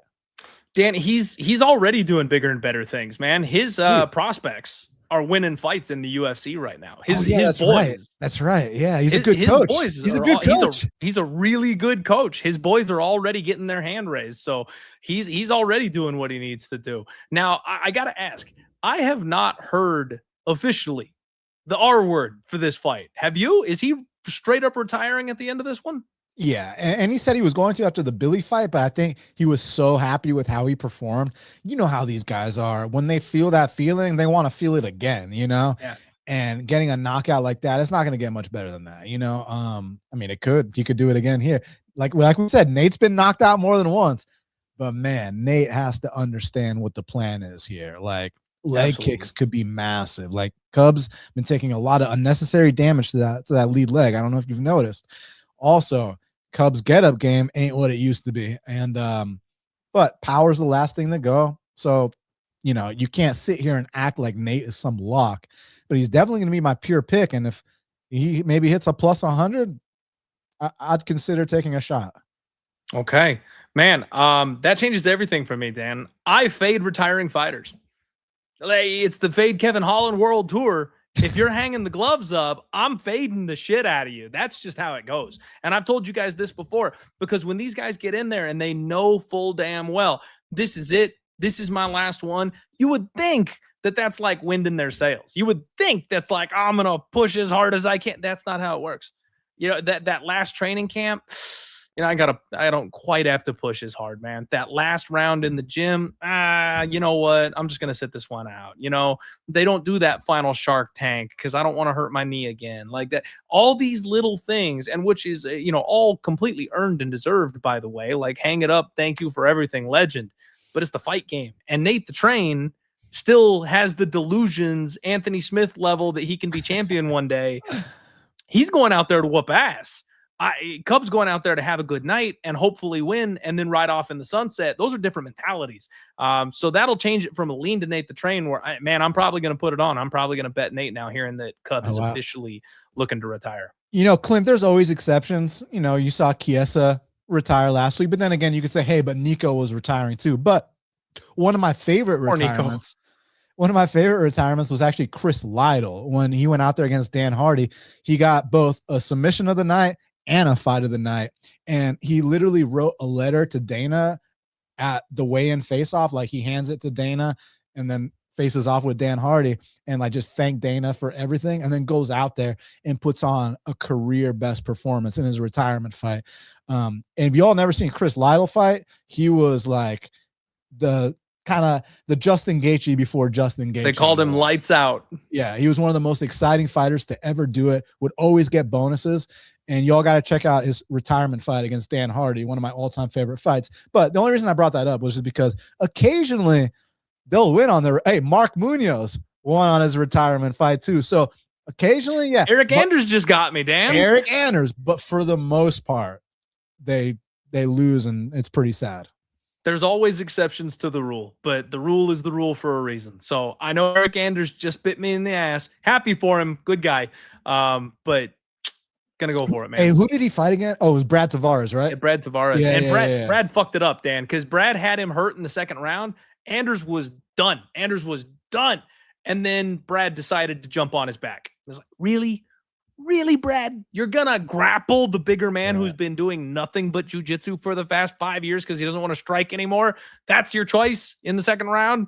Yeah, it went on to squeeze out a decision loss instead of TKOing him. Should have made him get back up. Anyway, I'm not salty. I'm fine. Give me a CLD versus Brad Tavares retirement fight. I know, right? All right, guys, let's freaking go. The good stuff is coming now. Next up, we have got Dom Reyes, the Devastator, taking on Johnny Walker. And this, Dan, is going to be a hell of a fight because whoever lands first wins. Yes. These guys both have insane power, and they both have extremely questionable chins. But I got to tell you, I think so far at this point in the week, Johnny Walker Gotta tell you guys, the Walker brothers are the funniest fighters in the UFC. I absolutely love these guys. If you go watch his IG, that skit is really hilarious. But I seriously though, I'm gonna show you guys a little bit of what's going on here, because I have been riding the resurgent phoenix that is Dom Reyes. We've been on this win streak, Dan. We've been cashing plus money tickets. We've been cashing KO props, because this man, his chin might be gone, but he's still got that power. During that losing streak is long gone.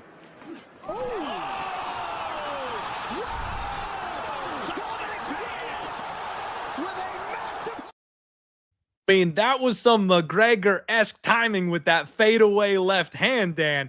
So I love Dom Reyes. I truly believe Dom Reyes still has a championship skill set if he could just take a punch. If you could inject the chin of Jiri Prochazka into Dom Reyes, I still think he would have UFC gold. The guy is athletic. He can wrestle. He's got good footwork. He's got power. He's got great timing. Like, there's really not a thing I don't like about Dom Reyes except that damn chin. So he's coming off of a KO loss. He did just get smoked by Carlos Ulberg, but he was riding a 3-fight win streak before that. Now, Dustin Jacoby, Anthony Smith, Nikita Krylov, again, you can kind of poke holes, but that's 205 for you, right? Like, this is a get caught or be caught type of weight class at this point. Johnny Walker, 34 years old. He's coming off a big win. He got Ming Yang Zhang in his last fight. And why? Because the man grapples.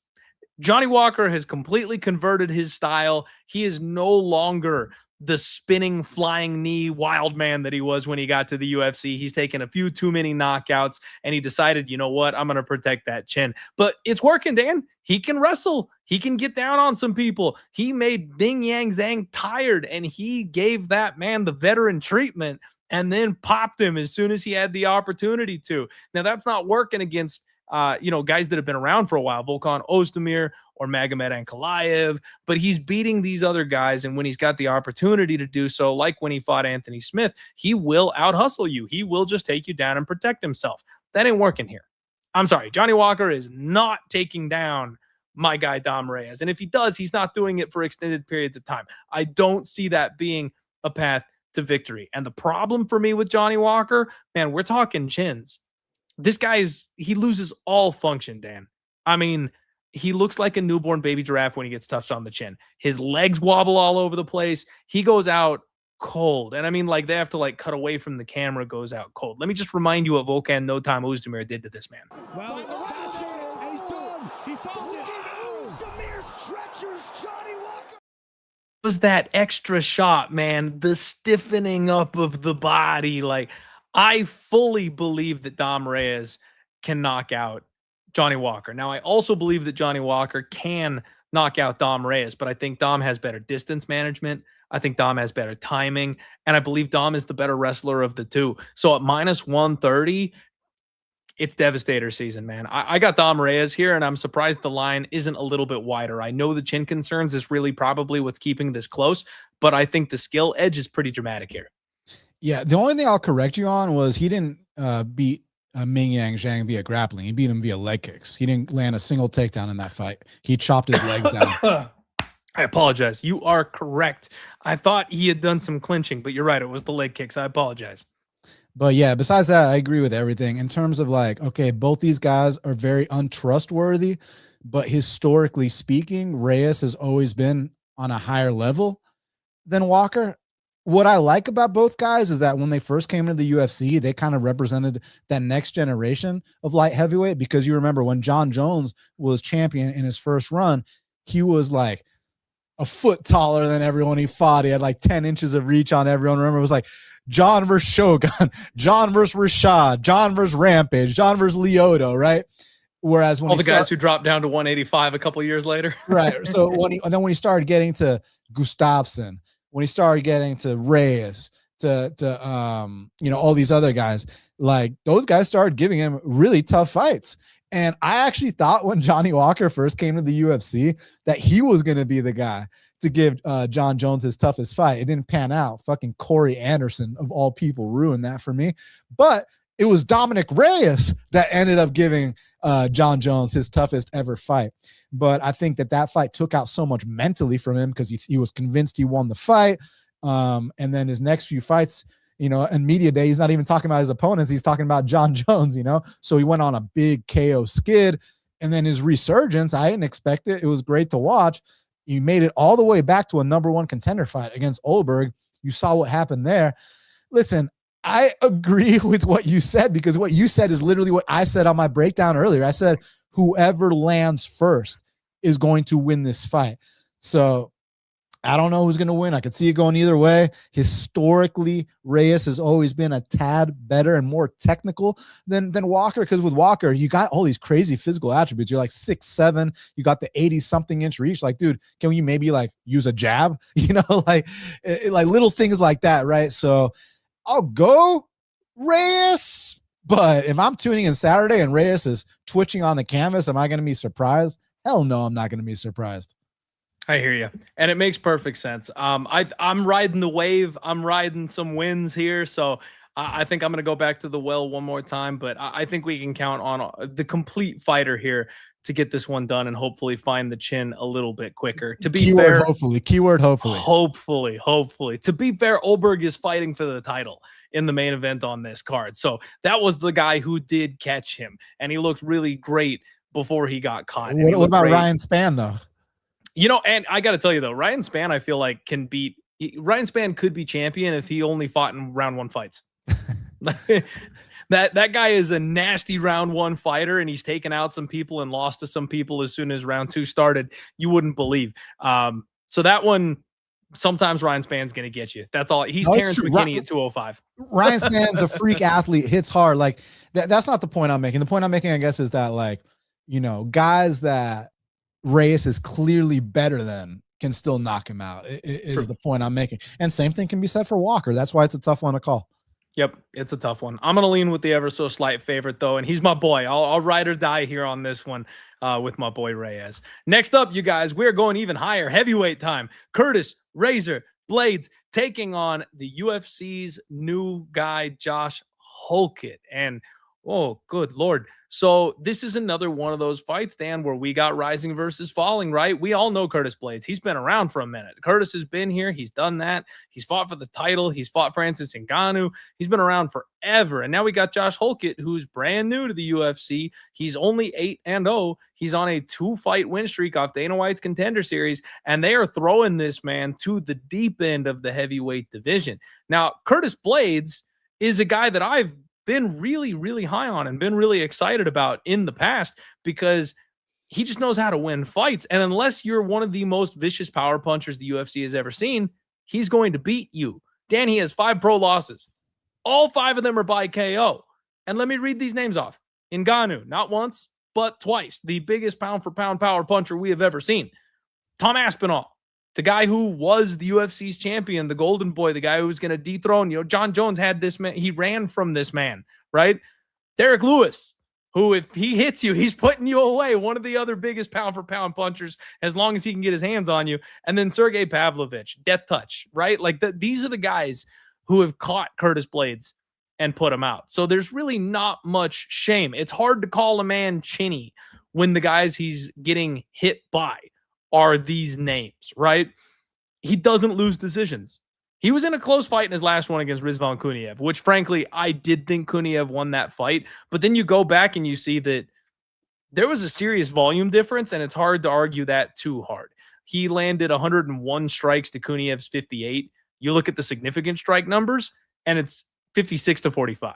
So he doubled him up in strikes. And when you look at it from that perspective, it's like, oh, okay, well, like, I thought the strikes of Kuniev were doing more damage. He probably deserved to get the nod, but it was close, right? I'll concede it was close. Curtis still is a big-time wrestler in this weight class, 5.38 takedowns per 15 minutes, 48% accuracy. What I do find interesting and a little bit odd is that he doesn't do so well on the back foot. He's only got 31% takedown defense. Now, there's not a whole lot of guys who are trying to take him down, and Jailton Almeida probably just ruined that number for him. But interesting that he's probably the best wrestler, well, maybe not the best wrestler, but one of the best wrestlers in the top 5 right now, top 10 right now. And he's got terrible takedown defense. So, bit of a weird situation. Now, he's going to be 3 inches taller than Josh Hokit with a 7-inch reach advantage. He is a true heavyweight. Josh Hokit, 28 years old, 8-0, like I mentioned. He's kind of Sean Strickland meets Hulk Hogan with a little sprinkling of extra racism. 2-0 off Dana White's Contender Series. And they like this guy. Now, he's a cornball. His post-fight speeches and rhymes are pretty rough sometimes, but he's a fun fighter. He gets in there and goes nonstop. He is pushing the pace, foot down on the gas from the opening bell. And you watch his last fight against Denzel Freeman, just made him quit. Dan, I've never seen somebody get KO'd by the bird before. Hey, Josh Hokit had Josh Freeman so tired, you guys, he literally quit the fight with 1 second left on the clock in the first round. You've got to see this. Body and now a cross with a right hand. Oh my goodness. Oh, This is all Hokit. Oh my goodness. 10 seconds left. Will Freeman survive to see round two? He's barely up. Oh, I'm not sure he will. he's good. Not sure Denzel knows where he is. No, that's going to be it. He walks away, flipping Freeman off, and the ref steps in and saves him. It was over. Freeman had nothing left to give.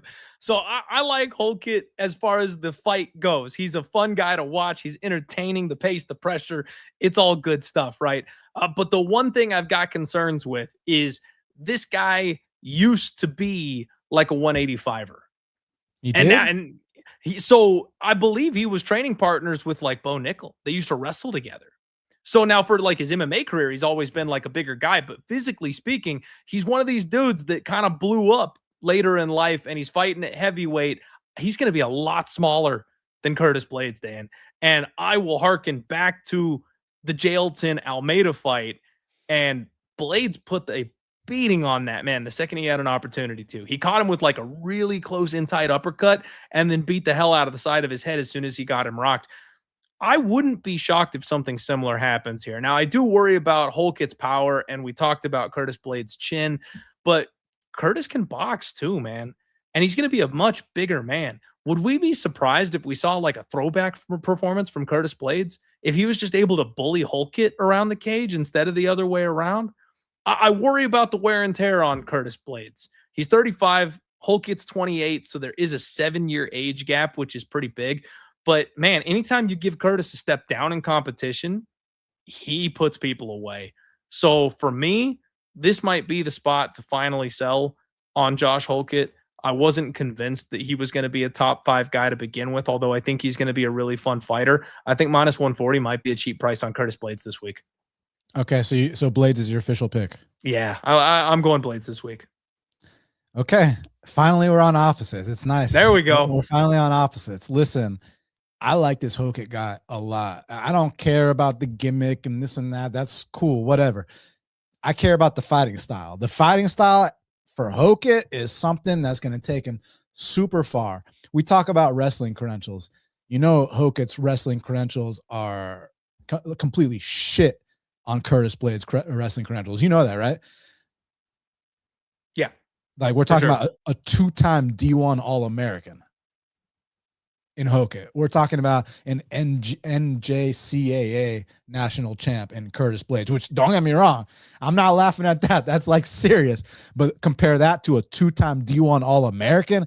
Resumes aren't the same. No. It's not even the same ballpark of wrestler.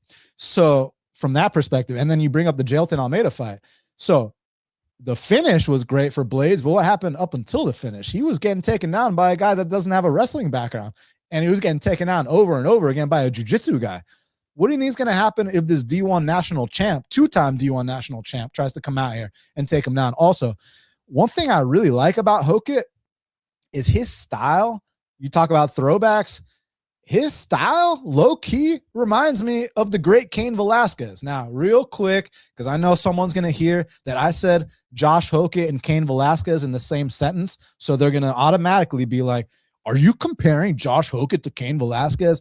No, I'm not comparing their accolades. Their accolades cannot be compared. We know what Cain Velasquez has accomplished in MMA.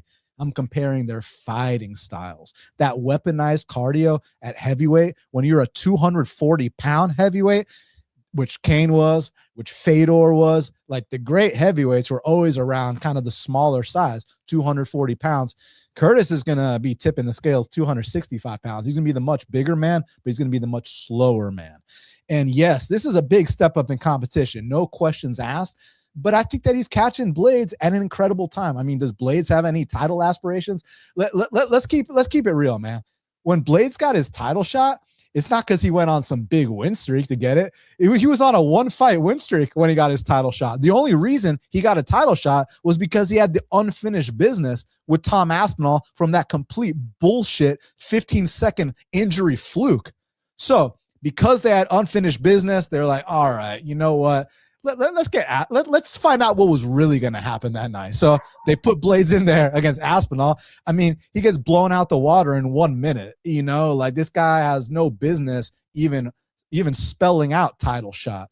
And this guy, like, he had his great run, but like, how long ago was it when he was beating Overeem and Volkov and all that? Let me look up how long ago that was. I'm actually curious. When was it that he beat Overeem and Volkov? Like, because that in a minute. That was a prime Curtis Blaydes. Let's take a gander. Dude, the Overeem fight was in 2018. Jeez. 2018. Just like I told you with Tatiana, because she beat Carla and Alexa in 2018. I don't give a shit what you did in 2018. It's 2026, my friends. And I think that Curtis Blaydes has always been chinny. You bring up, well, I mean, look at the guys that have knocked him out. You're right. But if your chin meter starts at 100 and then Francis Ngannou knocks you out twice, that's going to bump it down. Sergey Pavlovich knocks you out, that's going to bump it down. Tom Aspinall, feast on the carcass, that's going to knock it down to where now a guy who, you know, hasn't paid the dues you've paid, he might be able to come out here and knock you out. I think he can also just simply push that pace on him. And when I see jiu-jitsu guys coming out here and landing multiple takedowns on Curtis Blaydes, that does give me confidence that a 2-time D1 All-American can take him down, but not pull a stunt after, you know, that's, you saw what happened in that second round when one takedown got stuffed and Almeida looked for the door. I don't think Hokit's going to look for the door. I think he's having his coming out party on Saturday night. I think he's going to come out here and I think he's going to finish Curtis Blaydes. And I took him as a plus 125 underdog. Let's fucking go. Wow. All right. Bold take from my guy, Dan. And you know what? You might be right. The mileage does have its toll on these fighters, right? Especially at heavyweight. And I do worry about the speed and the pace of Hokit. I will tell you guys, while I'm saying Curtis Blaydes, I'm not betting Curtis Blaydes. It's funny because I'll go to war with my guy, Dom Reyes, in the last fight in a coin flip of who lands first. This is the one where I'm going, you know, I've seen this movie once or twice before. No, thank you. Like, I'm going to pick Curtis Blaydes to win this fight, but I will wish Dan luck on his bet because if he's got money on the line, it's more important to me that he's right on this one because I'm not betting it. Trust your balls. You said it might be a buy low on Curtis. If you believe I said that, might. yeah, but fuck what I say. If you believe that, you got to trust your gut. Doesn't mean I'm right. I could be way off about this, but just in my opinion, I feel pretty convicted on Hokit here. For sure. Now, and that's where, again, though, if we're weighting it, though, I'm confident enough in a guy like Dom Reyes being better to bet it. I'm not confident enough in a guy like Curtis Blaydes to bet it. So it's a pick. It's not a bet. So the balls are firmly sealed in the pants, zipper up and everything. Dan. Yeah, and let me say that one more point that I forgot to bring up is like, okay, so you know Curtis has fought a higher level of competition, but after that title fight, they gave him a debuting fighter in Kuniev, you know, and he was like minus 350 against Kuniev, and it's like, hey, how do you handle a debuting fighter? I mean, did y'all think he won that fight? I didn't think he won that fight, let alone did he look anything remotely close to minus 350. He looked like minus 110 against the guy making his debut. You know how those debut jitters are. I still thought Kuniev won the fight. I think Kuniev wins a rematch. But so the point I'm trying to make is that, you know, he's getting to the point now where he's barely scraping by debuting fighters. I think Hokit's catching him at an incredible time. Let's see what happens. I could be way wrong, but I could be very right. And I hope I'm very right. To be fair, I don't think Kuniev is your average debuting fighter. Some people don't know he actually beat Renan Ferreira, the guy that's the heavyweight champion over in PFL. And I know, you know, a lot of people have, you know, things to say about PFL, you know, lower level. The guys haven't done well. Renan can't wrestle. You know that. Well, yes, Renan can't wrestle. But I mean, frankly, Dan, I was surprised they made him fight on Contender Series. Like, I thought that would be twice, right? Yeah. That's why I'm like, you're a shoe-in at this level to be a UFC caliber fighter. He won his first Contender Series fight and he finished the guy. They let him go. They didn't re-sign him. He goes to the PFL, whoops the biggest guy they've got, and then they make him fight on Contender again. The whole thing was weird to me. So I don't personally feel like Kuniev is the classic debuting fighter, but I do get your point. At any rate, I got it back with him against Jailton Almeida as a small underdog in his last fight. Nice. So I like me some. So did I. Hey, pull up Iceland's comment. Where'd you go, Iceland? How far back is he? Oh, there we go. Yeah. Hey, shout out Bakersfield because they not only produce Hokit, which is cool, but they produce one of my all-time favorite bands, Korn. So shout out Bakersfield, California. All kinds of good stuff coming out of Bakersfield. What's up, Premium? Good to see you here, buddy. Thanks for being here. All right, so Dan and I are finally head-to-head on a pick. We'll see if that continues or what goes on in this next fight. Next up, we got Azamat Murzakanov, and he's taking on Paulo the Eraser Costa. And Dan, I found something out today. This is not how I intended to start this breakdown, but did you know that Brazil hates Paulo Costa? I heard that. I don't know why. Do you know why?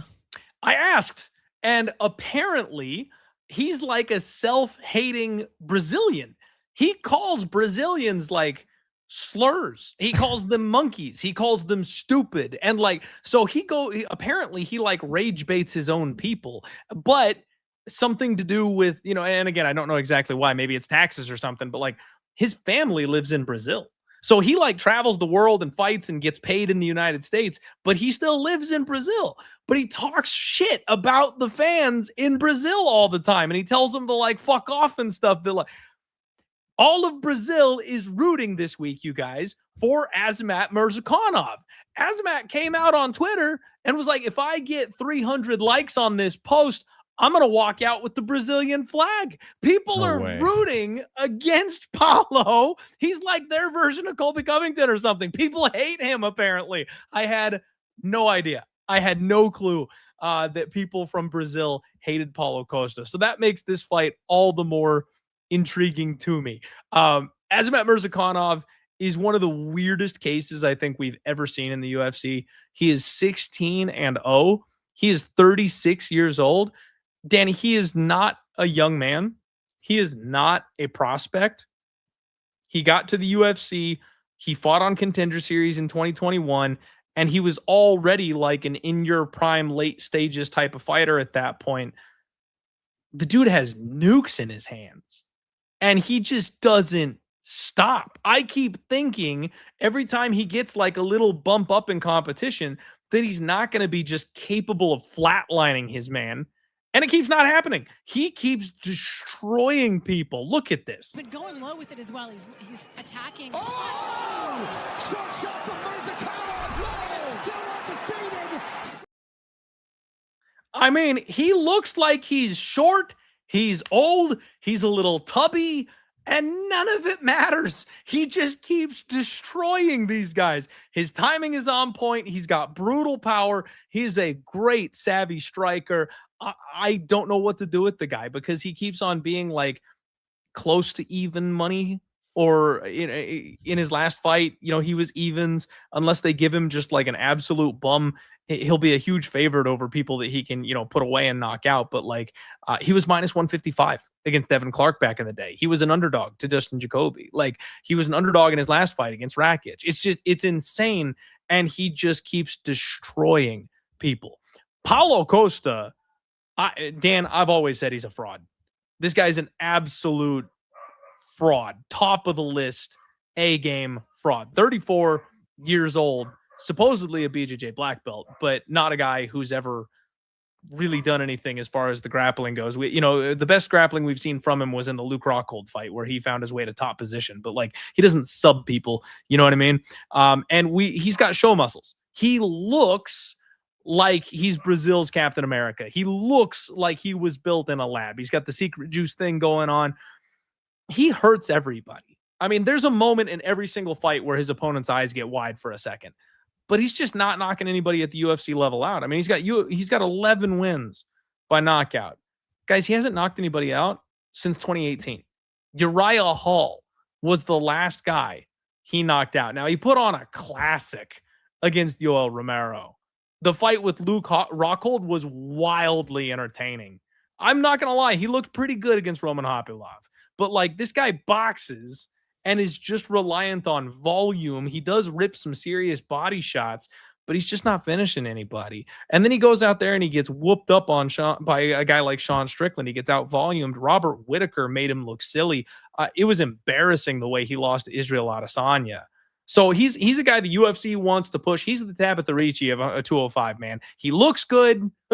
People like him. He's never going to hold gold. This is a weird fight because everything in my soul says Azamat Murzakanov is not going to be able to keep this one-hitter quitter streak going. And Paulo Costa is a guy who's only ever been knocked out once, and that was by Israel Adesanya. And of course, we got to give him a pass, Dan, because he had a bottle of wine the night before the fight, right? So, maybe a little asterisk there for him there on that one. I'm kidding you guys. That was his excuse. He got knocked out. For some reason, I really want to bet Paulo Costa to win this fight. Speed, volume, youth. He's not that young. But like, I don't know. I feel for some reason, I feel like this is where the honeymoon ends for Azamat Murzakanov. I'm not exactly sure why. It's more the hairs on the back of my neck. Murzakanov is a 2-1 favorite. Paulo Costa is a plus 160 underdog. I feel like this is the level of fight that Paulo can win. This is the kind of guy that he can out volume and avoid the big power shot, and he can get away with the decision here. Or, I mean, honestly, maybe because Murzakanov is not a guy that generally gets extended all that often, maybe this is the guy he might actually be able to knock out. A guy who's much smaller than him, a guy who's older than him, a guy who relies on his power. I think Paulo Costa is super live as a plus 160 underdog this week. Dan, what do you think? Well, I disagree with you about him being a fraud, because if you can beat Yoel Romero at that point, there's nothing fraudulent about that. That fight was unbelievable. One of the best middleweight fights I've ever seen. And at that point, he 100% earned that title shot against Izzy. But whatever happened on the lead up to that title fight, the way he acted going into it, and then the performance itself, he hasn't been the same since. Okay, so the way he's been performing lately, I get where you're coming from. But that guy that fought Yoel, there was nothing fraudulent about that guy. That's fair. That being said, I was on your show when Murzakanov fought Rakic. I feel like I was one of the only people picking him against Rakic. I feel like people love disrespecting Azamat Murzakanov for whatever reason. Rakic was the play of the week for everybody. Everybody just always disrespects this guy. I don't know if it's because how he looks or because, he might gas out deep into fights, but like these fights he's gassing out in, he is damaging guys badly before that happens. Like, did you see what he was doing to Dustin Jacoby in that first and second round? Like to knock a glory striker around the octagon like he was doing those first two rounds. And, when you think you got the finish right there, kind of adrenaline dump, yeah, you're going to gas a little bit. But to act like he was just, gassing from the jump is so categorically false. Then that last fight, all everybody posted was the face-off between him and Rakic. Rakic is like 6'6" and Murzakanov's 5'9". So of course Rakic is going to win, right? And I was on your show, not just picking Murzakanov, but picking him by knockout. I feel like this guy is criminally underrated. He's disrespected every single fight for whatever reason. But all I've seen from this guy is the kind of power that makes real strikers think twice, real takedown defense, experience, confidence. I like this guy a lot, man. And, speaking of Paulo Costa, I feel like the form he had in the Yoel Romero fight was his best form. Although I will say his most recent fight against Kopylov was the closest thing we've seen to a prime Paulo Costa. But when a punching bag like Marvin Vettori is setting significant strike records on your face, Clint, what do you think Azamat Murzakanov's going to do? I'm not saying Azamat's going to land 100 significant strikes. I actually don't think he will at all, because how are you going to eat 100 of his strikes? I don't think most guys can eat a couple of his strikes, So I think Murzakanov's going to hurt this guy. Whether he puts him away, that remains to be seen, or he touches him up for 2 rounds, then has a sketchy third round from gassing out a little bit. Okay. I got Murzakanov here. I think people are disrespecting him once again. And until this guy goes up against like a top 3 or top 5 guy, I'm on the train. I got Murzakanov here to put a beating on Paulo Costa. I love it. I love it, Dan. And I will tell you, you and I were on the same page last time out with Murzakanov. Now, that was more, it was not how much I trust and believe in Murzakanov. That was more me being a hater and a fader of Alexander Rakic. But I was with you. Deservedly so, by the way. Yeah, yeah. But I was with you on that one, not because we agreed on Murzakanov. And like I said, though, it's one of those things where I can't explain it. You say people like to hate on him. I don't really know why. It's just something, the vibe feels off. He's a little too old. He's a little too small. He keeps doing the damn thing. So come on, bald gang. Come on, bald gang. Right. I'm getting out of the way, Dan. Like, that's the thing. Like, everything screams that I don't want to be on this guy. I'm getting the fuck out of the way. And honestly, it would just be kind of funny to see all of Brazil cheer for Azamat Murzakanov knocking out Paulo Costa. So I kind of want to see it. All right, everybody. Main event of the evening. Let's talk about the boys that brought us here. We've got Jiri Prochazka coming back, and he's taking on Carlos Ulberg. Dan, these guys just faced off today, and they size up incredibly well. This is like a 1-for-1. It's even money. It's across the board. These guys are both right freaking there, deserving of their moments. Yuri's already been to the top of the mountain. He's touched gold. Alex Pereira turned him away a couple of times, but he's earned his way right back. People were ready to bury him and leave him for dead. And then he came out and looked incredible. Put a beating on our guy, Jamal Hill. And then the fight with Khalil Roundtree. I mean, that was like a Rocky 3 level performance, man. He said, I'm going to get beat up for 10 minutes. And as soon as you get tired of punching me in the face, then I'm going to turn it on you. And he put Khalil away in that third round, man. It was a wild performance from Jiri, but he showed off his durability. He showed off his speed. He showed off that head movement. And then he showed off that samurai spirit, man, that finishing ability. This guy can hurt you from anywhere in the cage. It's really insane what he's capable of doing. I'll never forget when he fought Dom Reyes. He said that Dom hit him so hard that he knocked him out, Dan. He said, I was completely unconscious. And he fought on instinct for about 20 seconds. Until he was able to recover and get himself back into that fight. And then he knocked him out with a spinning fucking elbow. Like, that's the kind of psychopath that we're dealing with here. Carlos Ulberg is a guy who I've never been on board with. 13-1, 35 years old, out of City Kickboxing. This guy was, the Bachelor once upon a time down in Australia. And another guy that I thought kind of like Paulo Costa, I'm like, this is a show muscles guy. I cashed on Kennedy Nzechukwu when he made his UFC debut back in 2021, Dan, and he's cost me money ever since because I thought I was correct on my read of him just not being that good. And I got that first taste of glory after cashing with Kennedy, and I tried to bet against him many more times after that, and he made me pay for it time and time and time again. I will say, I know 205 is kind of a ghost town. I feel like he had kind of a soft run getting to the title here. Now, like, you look back at these names, and there was a good 2-year period where they gave him everybody they could.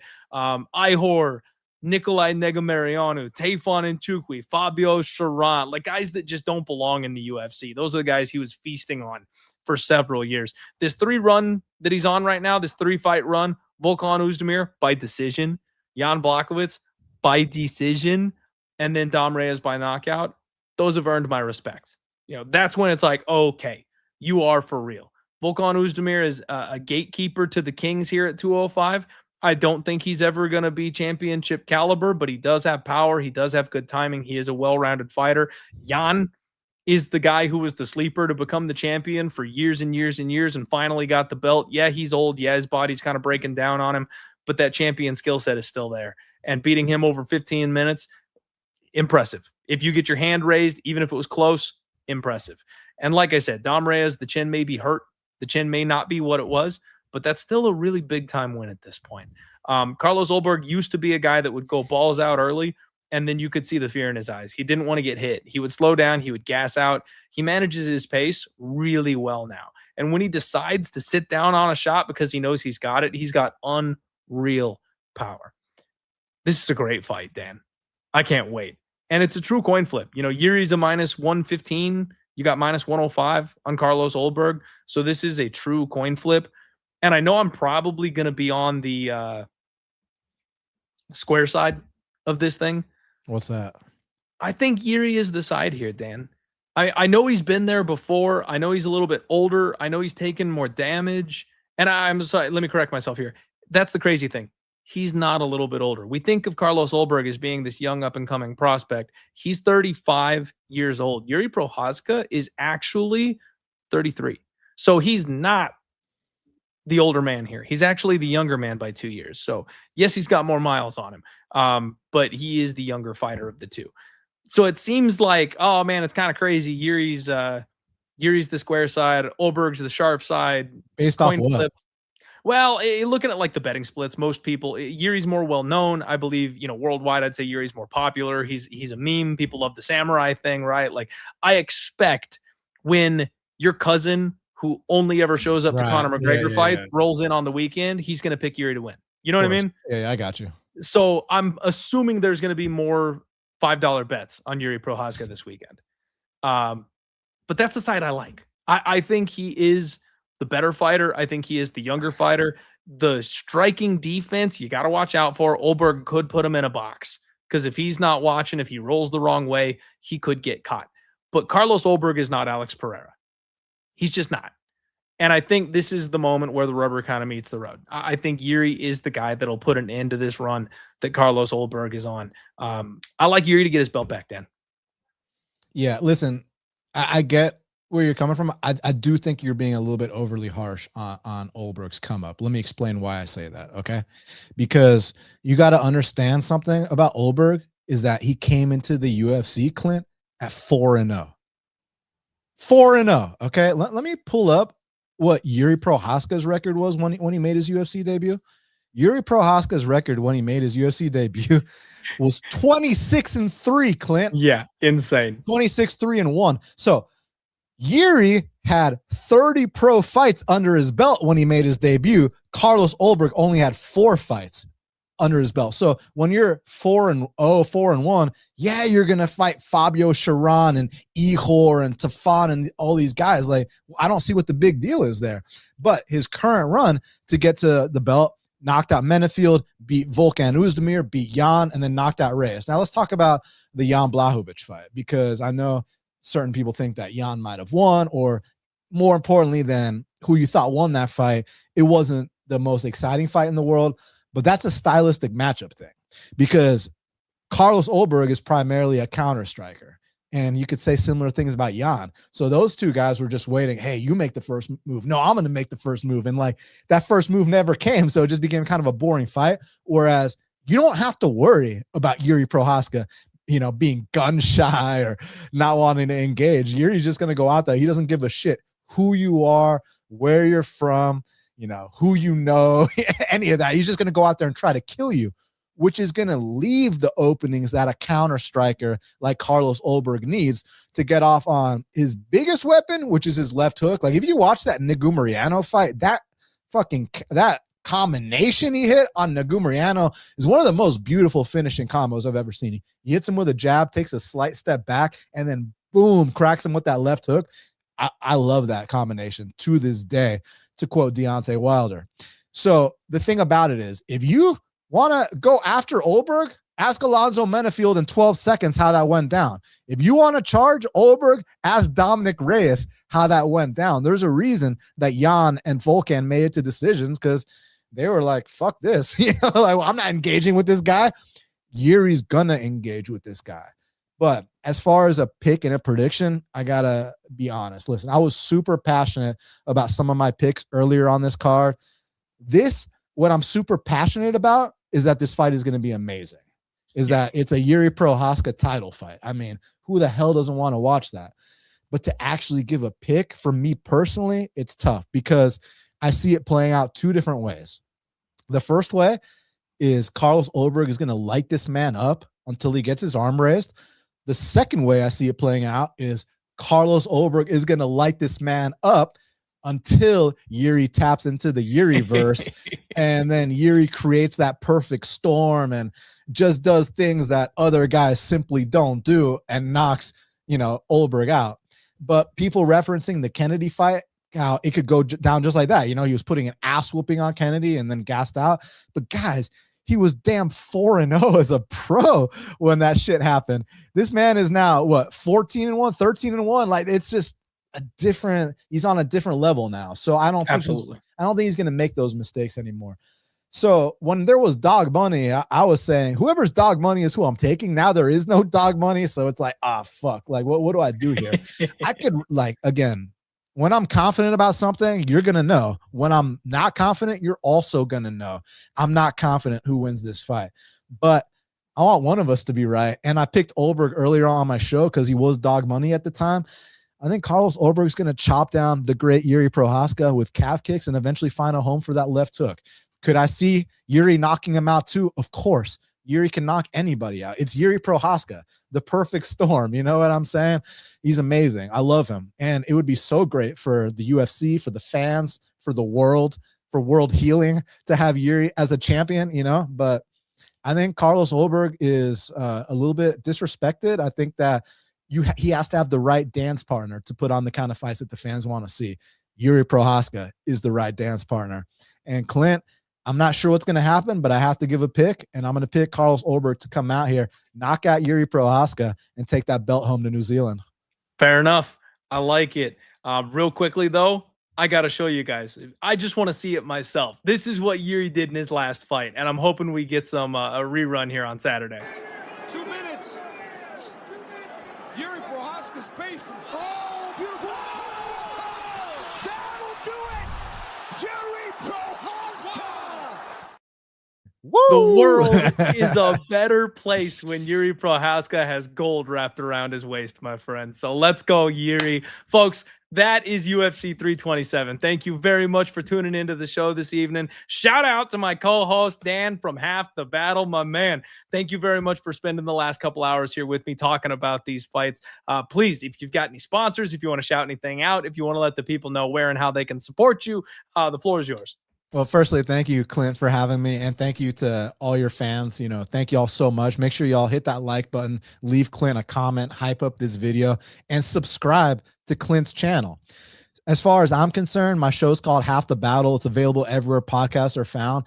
And on Tuesday night, I'm going live with Coach Santino DeFranco and Mr. Feezy, who is a really underrated capper. And both these guys I've never had on my show before. So Santino DeFranco and Feezy, they're going to be my guests on the roundtable Tuesday night at 7 p.m. Eastern time on Half the Battle. So yeah, make sure y'all check it out and just subscribe to Half the Battle on YouTube. And thanks again, Clint, for having me on, and big shout out to the fans. I'll have to check it out. I don't know Mr. Feezy, but Coach Santino is always worth listening to. So that'll be a fun one, my guy. Appreciate you very much. Appreciate everybody in the chat for hanging out. We've got over 300 of you live, and we had more than 300 for the majority of the evening tonight. So thank you all very much for being here this evening. I always forget about the hype button. Hype the hell out of this video, you guys. But also, links in the description, you guys. The best thing you can do to support me is to share the show out, hit the like button, and then, of course, check out the links to the affiliates and stuff like that in the description below. If you guys hit that link, get signed up for Spectation Sports. Promo code DieHard will get you 20% off. Hit that link. If you're a serious gambler and you need some help and you want to use RotoWire, 10% off when you sign up using that as well. Thank you guys very much again. Of course, we'll come to you later on this week with the Total Takedown, Clint's Hot Props, and, of course, the undefeated post weigh-in show on Friday. It's big time fight week, baby. I can't be more hyped up for this one, and I hope you guys have a wonderful week. We'll talk to you again soon, and good luck gambling. Let's roll.